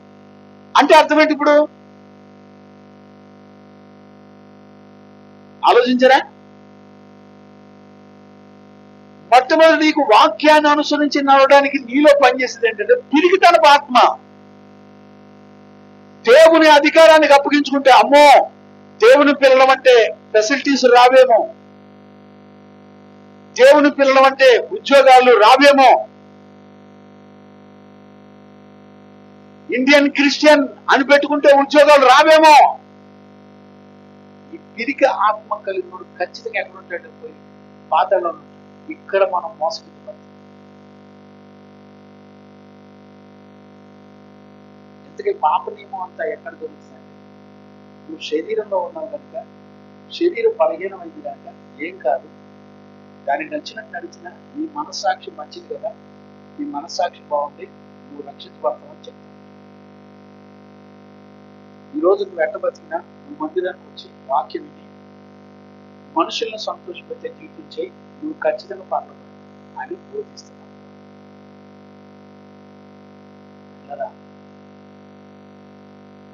ఏ వ్యక్తి అయినా పాప నియమం గురించి తెలుసుకొని జాగ్రత్త కలిగి జీవించకపోతే అతడు చనిపోయిన తర్వాత 6 నెలల్లో యుగయుగాల 6 నెలల్లో ఉంటాడని ఏ వ్యక్తి కన్నా భయం ఉంటుందండి?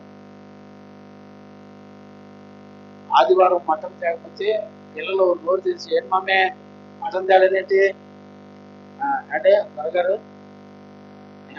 ఏంటి మమ్మే చికెన్ దెబ్బలన్నా లేకపోతే అంటే అంటే మీ డాడీ ఉదయం కరిగి చెరువై నీళ్లు పారి ఎన్ని దారులు అవుతాయో అన్ని దారులు. అంతేనయ్యా?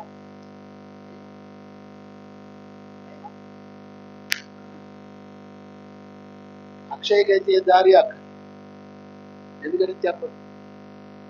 అంతేనమ్మా? ఏ దారి అక్కర్లా, ఆ నాన్నకి ఒక్క దారి ఉంటే సార్. అంతేనా?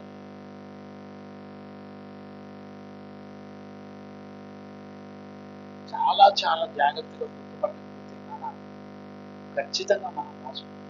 అంటే ఇక్కడ మెయిన్ వ్యూ అంతే, విశ్వాసం పుట్టడానికి మనం దేవుని అధికారాన్ని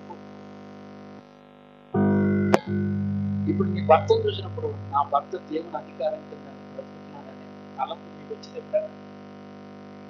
ఈ భార్యను చూసినప్పుడు, నీ పిల్లలు చూసినప్పుడు నా పిల్లలు దేవుని అధికారం కింద బ్రతుకుతున్నారంటే నా బిడ్డలకి ఏం బాగలేదు అనే విశ్వాసం నీకుందా? వాడి ఎంతన్నా చదువు, బీటెక్ చదువు, ఎంటెక్ చదువు, ఏం చదవని నీకు ఏ శ్రీకృష్ణ అంటే శరీరం నియమంలో నువ్వు ఎలా ప్రవర్తించిన, ఎలా బ్రతికినా, దేని మీద నువ్వు ఆధారపడి బ్రతికినా నీకేం బాధ అనిపించింది? ఇప్పుడు యోహాను అదే చెప్తాను, రక్తమాంసాలను బ్రతుకున్నప్పుడు నువ్వు దేని మీద ఆధారపడవలసిన? దేవుని అధికారం మీద అప్పగించుకొని ఆధారపడాలి. అందుకని దేవుని గురించి రాసిన ప్రతిసారి ఆయన నమ్మదగిన వాడు అన్నాడు. విశ్వాసమునకు కర్తయు దాన్ని కొనసాగించువాడైన క్రీస్తు వైపు చూచూ కంటిన్యూ అవుతూ ఉండాలి.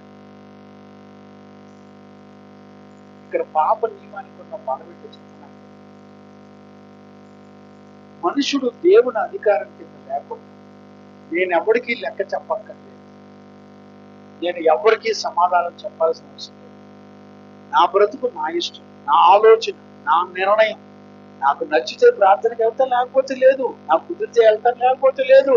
నాకు నచ్చితే అర్థం చేసుకుంటాను, లేకపోతే లేదు, నా ఇష్టం, నేను ఎవరికి సమాధానం చెప్పక్కర్లేదే అనుకునేవాడే పెద్ద అవిశ్వాసం, అనుకునేవాడే సిన్నర్, అతడు అపవాది సంబంధి. దేవుని చట్టం ఏమని చెప్తుంది అన్న, నీ లైఫ్ స్పాన్ మొత్తం దేవుని అధికారం కిందే నడిపించుకోవాలి. చూడు, ప్రకృతిని చూడు, నా గురించి వివరిస్తుంది. సముద్రం చూడు, పర్వతాలు చూడు, నక్షత్రాలు చూడు, అవన్నీ ఏం చేస్తాయి తెలిసిన నా అధికారం కింద ఉంటాయి. ప్రైజ్ ది లార్డ్, హల్లెలూయా. మెరుపులు కూడా, ఆఖరికి మెరుపులు కూడా ఆయన చెప్పినట్టుగా మాట విని మెరుస్తాయట.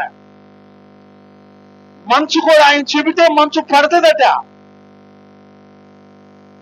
దేవుని అధికారం కింద నడిపించబడుతున్న సర్వ ప్రకృతులను చూడండి, అవి నా గురించి వివరణ చెబుతాయి.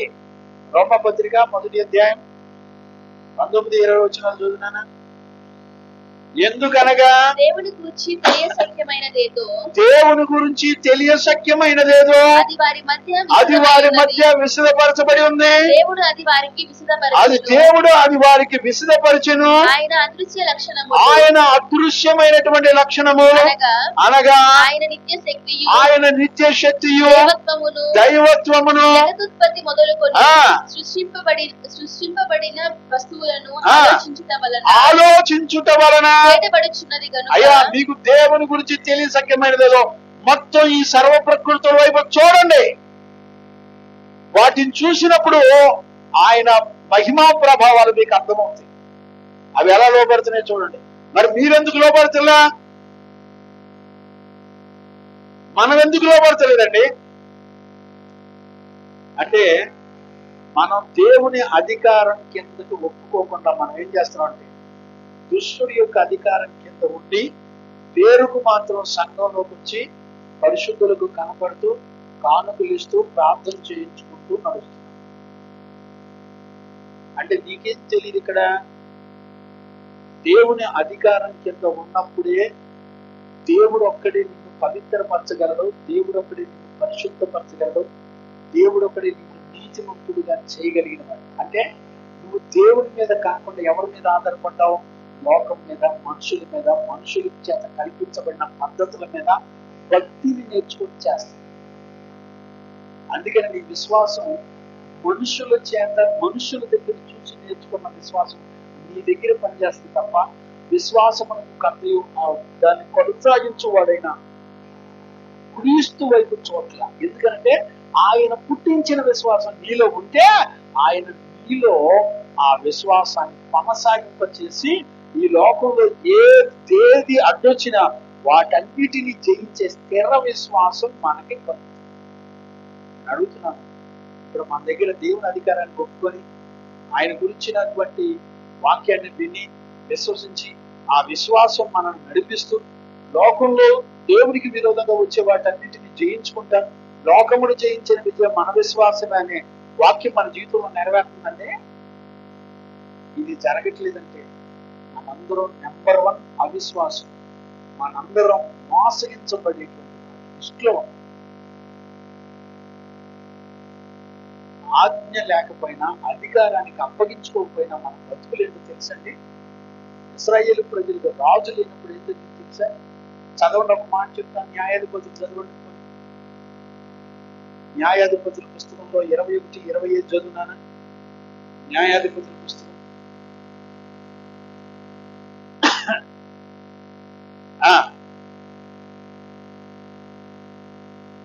ఇప్పుడు చూడండి, మరలా చాలా జాగ్రత్తగా అర్థం చేసుకోండి.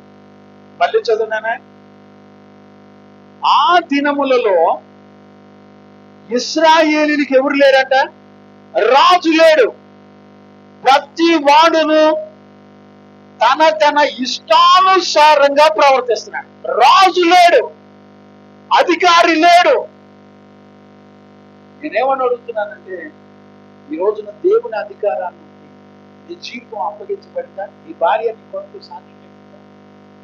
అంటే నా భర్త దేవుని అధికారం కింద నడిపించబడుతున్నాడు సాక్ష్యం చెప్తుందా? భర్త చెప్పగలరు, పిల్లలు చెప్పగలరా?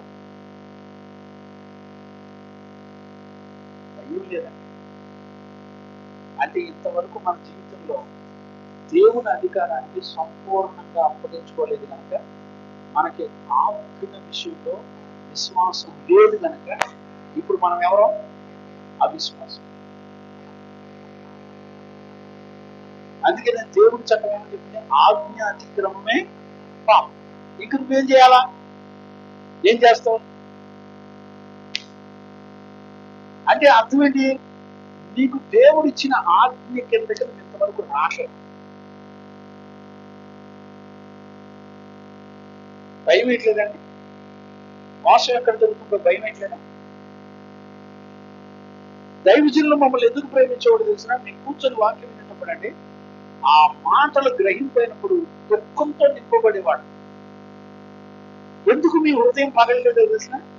మీ హృదయాన్ని అనేక పర్యాయాలు వాక్యం ద్వారా జ్ఞాపకం చేసి మిమ్మల్ని గర్భిస్తున్నప్పుడు అనేక పర్యాలు వాటిని అణిచివేసేసారు. మీ మనస్సాక్షిని అణిచివేసేది కనుక అది పొందేట్లా, అంటే స్పందించట్లా. మీ మనస్సాక్షిని కృషి అంటే స్పందించట్లా, దుఃఖపట్ల. దేని విషయాల్లో దుఃఖపడాలో దేని విషయాల్లో దుఃఖపడకూడదు తెలియటల్లా. దైవ చిత్తానుసారమైన దుఃఖం ఏదో తెలియటల్లా. నేనంటాను, దేనిని గురించి విని మీ విశ్వాసాన్ని కాపాడుకుంటున్నారు. అపోస్తులు పరిశుద్ధులు ఏమని చెప్తున్నారు? మేము మా విశ్వాసమును కాపాడుకుంటుంది. డబ్బుల్ని కాపాడుకున్నారా? గొప్ప పేరుని కాపాడుకున్నారా? ఆస్తుల్ని కాపాడుకున్నారా? దేన్ని కాపాడుకున్నారు? వాళ్ళ జీవితంలో దేనిని మాదిరిగా చూపిస్తున్నారు మనకి? మీకు వాక్యం చెప్తున్న దైవజనుడు ఏ మాదిరిని మీకు చూపిస్తున్నాడు?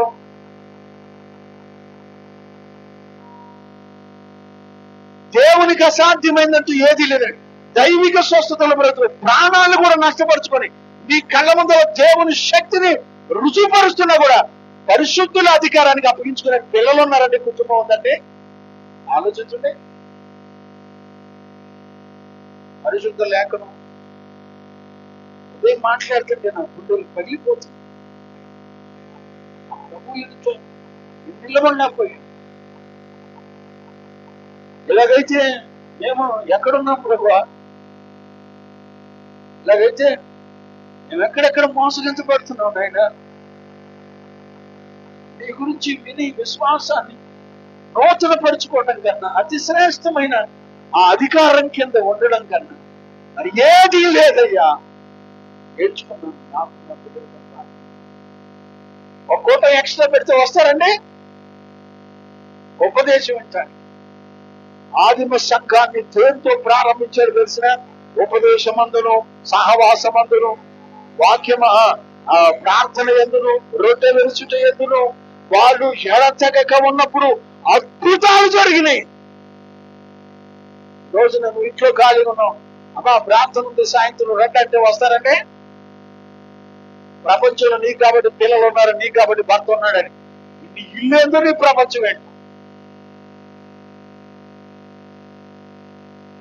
వారంలో 3 సెక్షన్లు జరుగుతున్నాయి.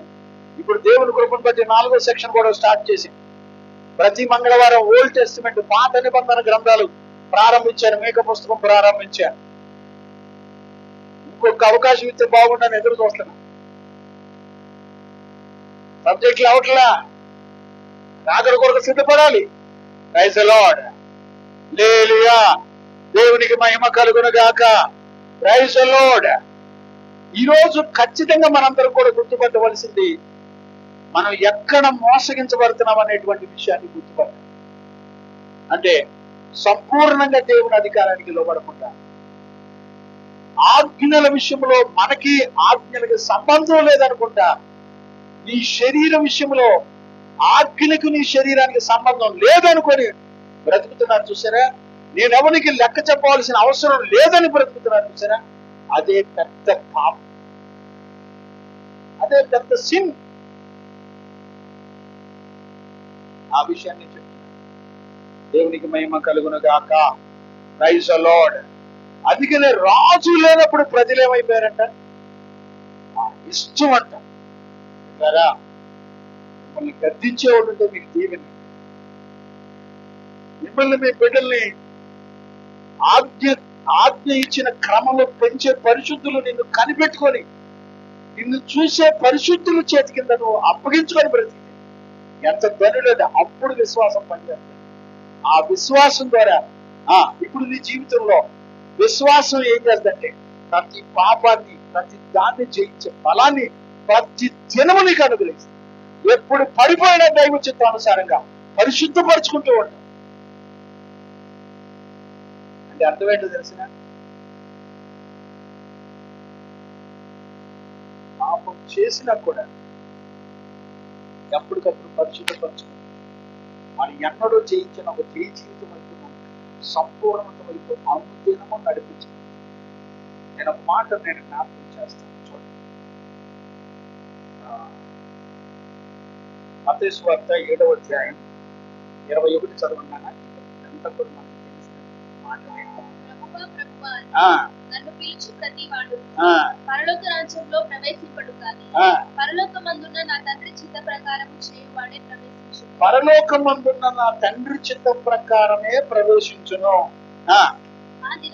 ఆ దినమందు అనేకులు నన్ను చూచి ఇంగ్లీష్ బైబిల్ తీసుకుని నేను చెప్తాను, చదువు. ఆ దినమందు అనేకులు నన్ను చూచి ప్రభువా ప్రభువా మేము నీ నామమున ప్రవచింపలేదా? లేదా నీ నామమున దెయ్యములను వెళ్ళగొట్టలేదా? నీ నామమున అనేకమైన అద్భుతములు చేయలేదా? నీ నామమున అనేకమైన అద్భుతములు చేయలేదా? అప్పుడు నేను మిమ్మును ఎన్నడూ ఎరుగను. అక్రమము చేయువారులారా నా యొద్ద నుండి పొండని వారితో చెప్పుదును. అక్రమము చేయువారులారా అనే మాటను ఇంగ్లీష్ ట్రాన్స్లేషన్ ఏం చేశారు తెలుసా? Lawless man. అంటే ఆజ్ఞతో కూడినటువంటి నడక అతనికి లేదంట. అయ్యా ఏమంటారు? బైబిల్ తెచ్చి సొంతాన్ని ముందుగా చెప్తే ఎక్కడ చదవాలో తెలీదా? మత్తయి సువార్త 7:20.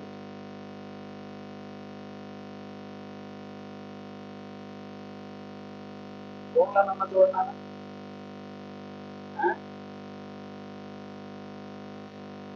ఏట ఎంతసేపు తీసో చదువు. పై పని చేయట్లేదు కాబట్టి అదృష్టం బాగుంది కాబట్టి పదేనా వదిలిపెట్టే ప్రసక్తి రోజు పైకి పని చేయట్లేదు. పైకి పని చేస్తే 9 కిలోమీటర్లు ఇచ్చారు. ఎందుకంటే పక్కన ప్రార్థన కాదు ద్వారా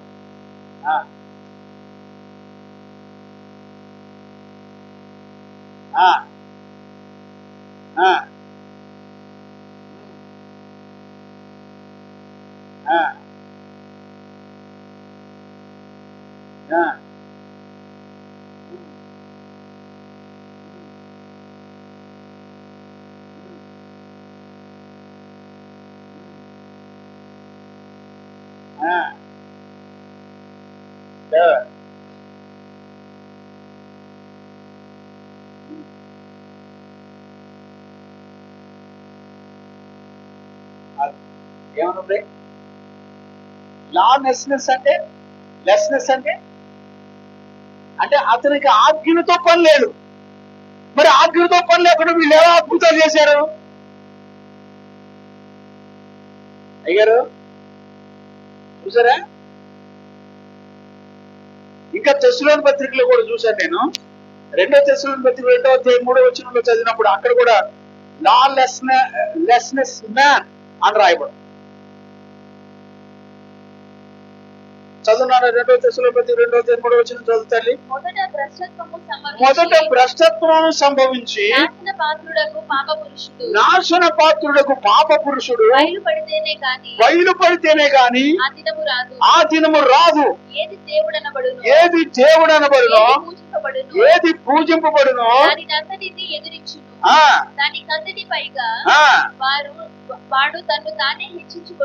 వాడు తన్ను తాను హెచ్చించుకొనుచు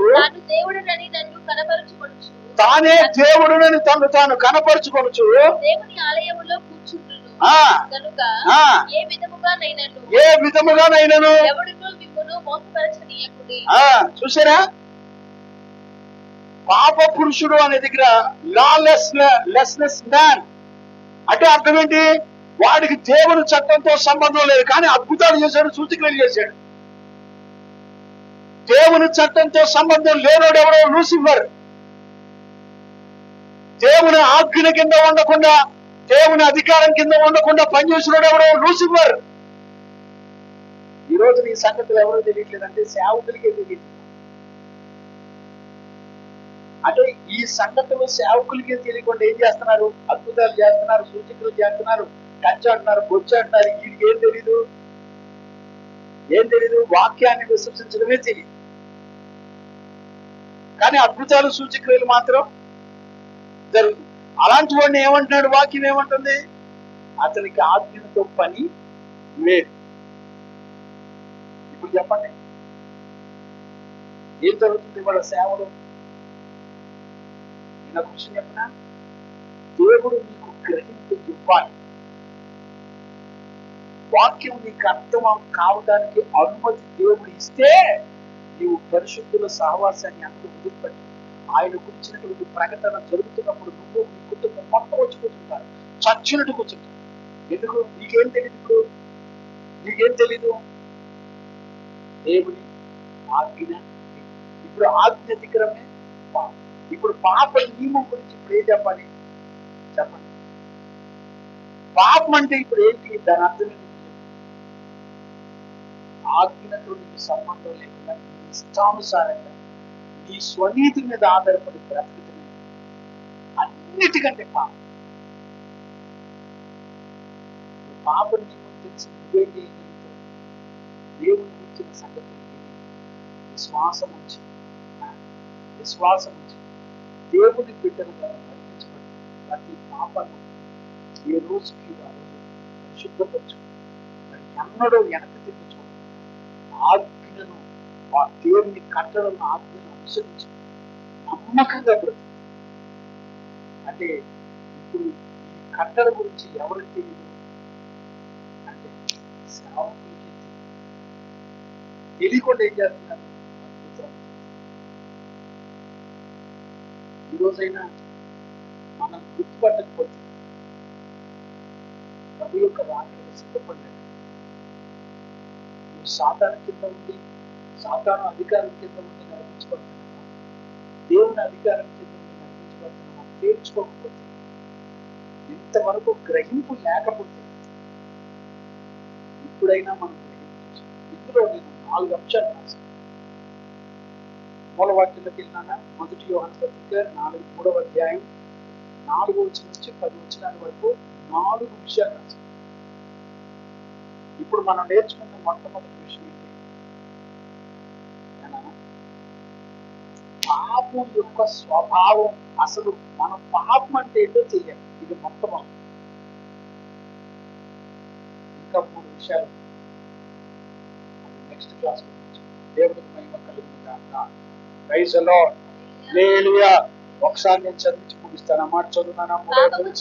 పాపము చేయు ప్రతి వాడు ఆజ్ఞను అతిక్రమించును. ఆజ్ఞ అతిక్రమే పాపము. ఇప్పుడు చూడండి, యేసుక్రీస్తు ఎందుకు వచ్చాడు చెప్తున్నాడు. పాపాన్ని తీసివేయడానికి ఆయన వచ్చాడు. ఇప్పుడు ఆయన గురించి నువ్వేమీ విశ్వసించాలి? నీలో ఉన్న పాపాన్ని తీసివేయడానికి ఆయన వచ్చాడని విశ్వసించినప్పుడు అప్పుడు ఏం జరుగుతుంది? ఆయన నీతిమంతుడిగా చేస్తాడు. ఇప్పుడు నీ జీవితంలో దినాలు గడుచుకుని ఏమవుతుంది? పాపాన్ని అసహించుకొని క్రీస్తు యొక్క సంపూర్ణత సమానమైన విడుదల ఆయన రూపంలో ఆయన పోలికలు వెతుకుతాడు. అందుకొచ్చాడు. పుట్టినరోజులు, క్రిస్మస్ రోజులు, పుట్టినరోజులు కేకులు కట్టి చేసుకోవడానికి రాలా. ఈ చేత పుట్టినరోజు చేసుకోవడానికి ఆయన యోగా నీలో ఉన్న పాపని మనం తీసివేయడానికి తీర్చుకున్నాడే. ఇప్పుడు సహవాసానికి ఎందుకు వచ్చావు? సహవాసానికి ఎందుకు రావాలి? నీలో ఉన్న ప్రతి పాప నియమాన్ని తీసేస్తాను. నీలో దేవుని వాక్యాన్ని అర్థం చేసుకొని, దాన్ని గ్రహించుకొని, దాన్ని విశ్వసించి, ధైర్యంగా విశ్వసించి వాక్యానుసారంగా బ్రతికే జీవితం దేవుడు నీకు ఇస్తాడని నమ్మిరా. ఎన్ని సంవత్సరాలైనా వచ్చి వినేసి వెళ్ళిపోతున్నాను. దేవుని కనికరం నిన్ను క్షమించలేదు. ఎంతవరకు విశ్వాసం. ఇక్కడ చూడండి 5వ వచనం పాపములను తీసుకెళ్ళి మీకు తెలియను ఆయన యందు పాపమేమీ లేదు. ఆయన యందు నిలిచియుండు వాడెవడును పాపము చేయడు. పాపము చేయువాడెవడును ఆయనను చూడలేదు, ఎరుగలేదు. చిన్నపిల్లలారా ఎవరిని మిమ్మును మోసపరచని ఆయన నీతిమంతుడై ఉన్నట్టు నీతిని జరిగించు ప్రతి వాడును నీతిమంతుడు. అపవాది మొదటి నుండి పాపము చేయుచున్నాడు కనుక పాపము చేయువాడు అపవాది సంబంధి. అపవాది యొక్క క్రియలను లయపరచుటకే దేవుని కుమారుడు ప్రత్యక్షమాయెను. దేవుని మూలముగా పుట్టిన ప్రతి వారిలో ఆయన బీజము నిలుచును గనుక వాడు పాపము చేయడు. వాడు దేవుని మూలముగా పుట్టిన వాడు గనుక పాపము చేయజాలడు. దీనిని బట్టి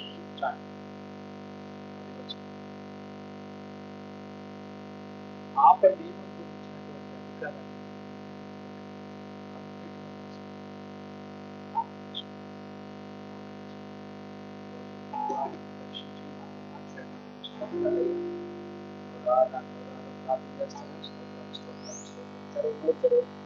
అందరూ నోరు తెలిసి ఎంత బాగుంటుంది.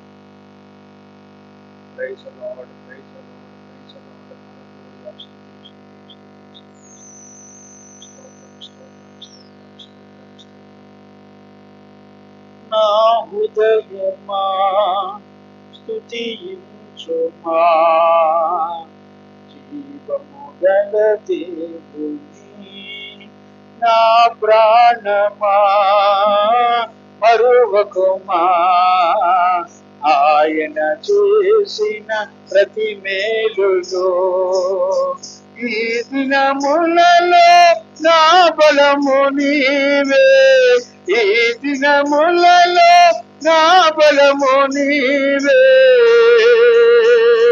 నా కృపా క్షేమమా నన్ను వీడని అనుబంధమా, నన్ను వీడని అనుబంధమా. నా హృదయమా స్తుతించుమా, జీవము గల దేవుని నా ప్రాణమా మరువకుమా, ఆయన చేసిన ప్రతి మేలులో నా దినములన్నీయు నీ సన్నిధిలో గడుపుటకేగా ఈ బంధము. నా దినములన్నీయు నీ సన్నిధిలో గడుపుటకేగా ఈ బంధము. లోబడతానై లోబడతానయ్య నీ శిక్ష, ఈ నీతి ఫలములు నే పొందుటకు, ఈ నీతి ఫలములు నే పొందుటకు.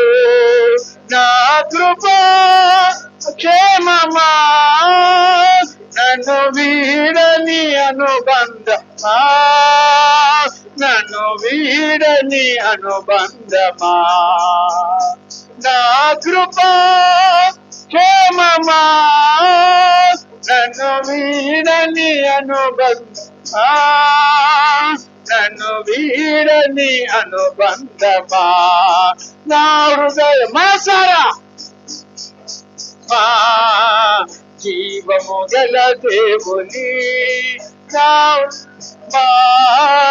మరువకుమా, ఆయన చేసిన ప్రతి మేలులో నేనెక్కలేనంత ఎత్తైన స్థలముకు ఎక్కించుటకే ఈ బంధము. నేనెక్కలేనంత ఎత్తైన స్థలముకు ఎక్కించుటకే ఈ బంధము. జీవించదనయ్య జీవించదనయ్య సియోనుకు, నీ మహిమకు కీర్తి కలుగుటకు, నీ మహిమకు కీర్తి కలుగుటకు. నా కృపా క్షేమమా నన్ను వీడని అనుబంధమా, నన్ను వీడని అనుబంధమా, నా కృపా క్షేమమా, నన్ను వీడని అనుబంధమా, నన్ను వీడని అనుబంధమా, నా హృదయమా స్తుతించుమా, జలదేవుని నా ప్రాణమా మరువకుమా, ఆయన చేసిన ప్రతి మేలులో నీ వాగ్దానముతో దైవ స్వభావమును నాలో ఉంచుటకే ఈ పంతము, నీ వాగ్దానముతో దైవ స్వభావమును నాలో ఉంచుటకే ఈ బంధము, ప్రేమించితివయ్యా ప్రేమించితివయ్యా నీ సింహాసనము నాకిచ్చుటకు, నీ సింహాసనము నాకిచ్చుటకు, నా కృపా క్షేమమా, నన్ను వీడని అనుబంధమా, నన్ను వీడని అనుబంధమా, నా కృపా. బిడ్డలారా, నా తండ్రి ప్రేమ నన్ను వదిలిపెట్ల,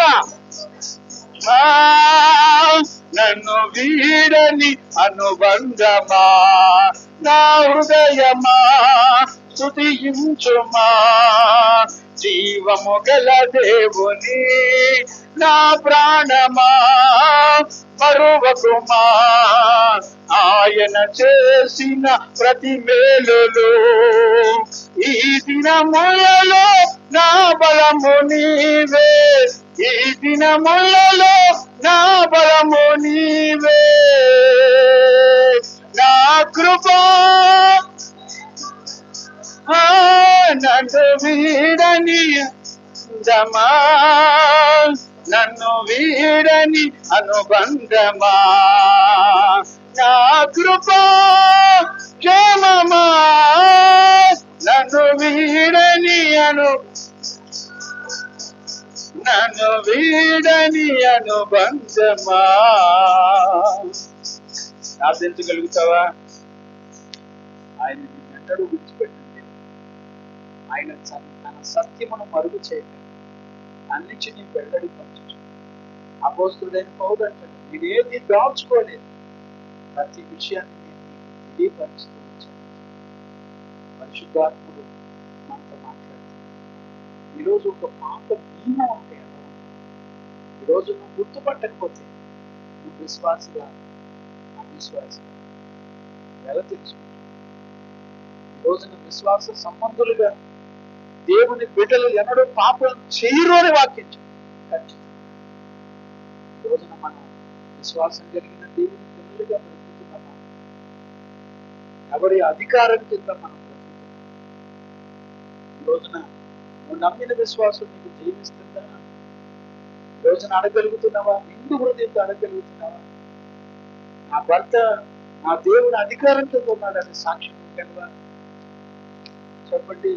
రోజున ఏ స్థితిలో మనం ఉంటున్నామో గుర్తుపట్టి, నీ పిల్లలు నీకు అధికారం కింద లేకపోతే చెప్తున్నావు కదా, అసలు నువ్వు నాకు పుట్టలేదురా, గెట్ అవుట్ అంటున్నావు కదా. ఇలాగా దేవుని అధికారం కింద ఒప్పుకోకుండా వ్యర్థకాలం భర్తీ చేసిన వీఆర్ ఆల్ సిన్నర్స్, అందరూ కూడా పాపులమైపోతాం. ఒక పాప నియమం ఎలా పనిచేస్తుంటే ఆజ్ఞను హేతుగా చేసుకుంటాం, దేవుని చట్టాన్ని విడిచిపెట్టి బ్రతుకుతున్నాం, దేవుని అధికారాన్ని అప్పగించుకుంటున్నాం. దేవుడు నీకు విశ్వాసం ఇస్తే ఆ విశ్వాసం దేవుని అధికారం కింద నిన్ను బ్రతికేటట్లు చేస్తుంది. విమర్శించుకోకపోతే నష్టపోతాం. మోసగించబడద్దు. యోహాను పరిశుద్ధాత్మ నింపబడిన వాడే మాట్లాడుతున్నాడు, అయ్యా పాప నియమం విషయంలో మీరు మోసగించబడుతున్నారు, జాగ్రత్త. రోజున గుడ్డలు పగిలిపోయినాయి. నాకు ఎలా చెప్పాలో, ఏ విధంగా ఎక్స్ప్లెయిన్ చేయాలో నాకు అర్థం కాల. 2 రోజులు పట్టింది. 2 రోజులు ఒక నీతిమంతుడు నిద్రాగారాలు లేకుండా ప్రసవేదన పడితే దేవుడు మాట్లాడిన మాటలు ఈరోజు నువ్వెంత తేలిక తీసుకుంటున్నావు? దేవుని వాక్యం ఇచ్చినప్పుడు నీకు విశ్వాసం కలుగుతుందా? ఈ రోజున నువ్వు నమ్మిన విశ్వాసం పాపం నియమం నుండి నీకు విడుదలిస్తుందా? మోసగించబడుతున్నావా? ఒకవేళ విమర్శించుకోకపోతే, ఒక నిర్ణయం చేసుకోకపోతే, ఈ రోజున ప్రభు రాకడికి మనం సిద్ధపడలేము. ప్రార్థన చేసుకుందాం. 4వ వచనం నుంచి 10వ వచనం వరకు 4 కార్యాలు దేవుడు మనతో మాట్లాడు. మొట్టమొదటిది ఈరోజు మనతో మాట్లాడుతూ వచ్చి ఇలాగా ఒక పాప నియమం గురించి నువ్వు దాని స్వభావం గురించి నువ్వు ఎరగకపోతే నష్టపోతావు. జాగ్రత్తగా మన వాక్యం ఈ రోజున వచ్చినప్పుడు జాగ్రత్తగా ఉండే విశ్వాసం నీకు కలుగుతుందా అండి? లోకం మనుషులు పద్ధతులు లోకాచారాలు నిన్ను వేలుబడి చేస్తాయి. మోసగించబడు తండ్రిగా దైవజనుడిగా నేను నీ పాదాలు కొట్టుకుని పడుతున్నాను. నీతి మంత్రుల సావాసాన్ని వదిలిపెట్టు. పరిశుద్ధుడు నిన్ను దేవుని కొరకు సిద్ధపరుస్తున్నాడు. ఉద్దేశం ఏంటో కనుగొన తిరుగుళ్ళు ప్రవర్తించి తీర్మానం చేసుకో. మీలో ఎవరైనా ఆడపిల్లలు అశాంతి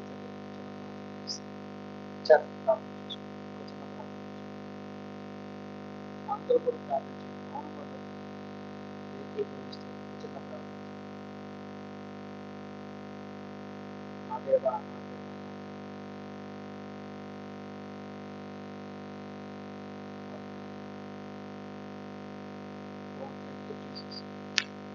రోజు మాట్లాడకపోతే ఒక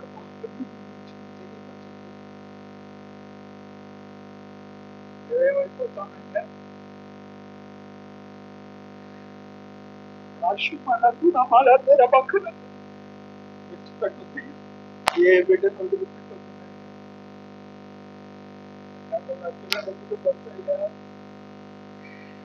దాటిపోవద్దని నీ పాదాలు పట్టుకుని అడుగుతున్నానయ్యా.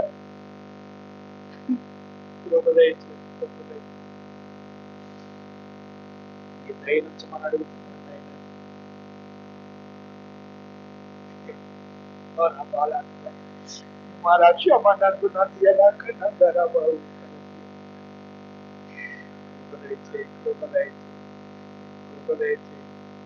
మమ్మల్ని మేము విమర్శించుకోవడానికి కృపదయచేయి. పరీక్షించుకోవడానికి కృపదయచేయండి ఆయన. నన్ను నా బిడ్డని దాటిపోవద్దయ్యా. నీ పాదాలు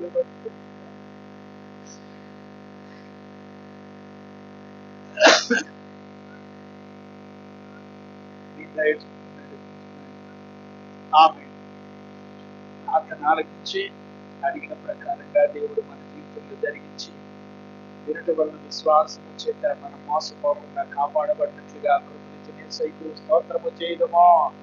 స్తోత్రం స్తోత్రం స్తోత్రం స్తోత్రం స్తోత్రం స్తోత్రం. ఆమె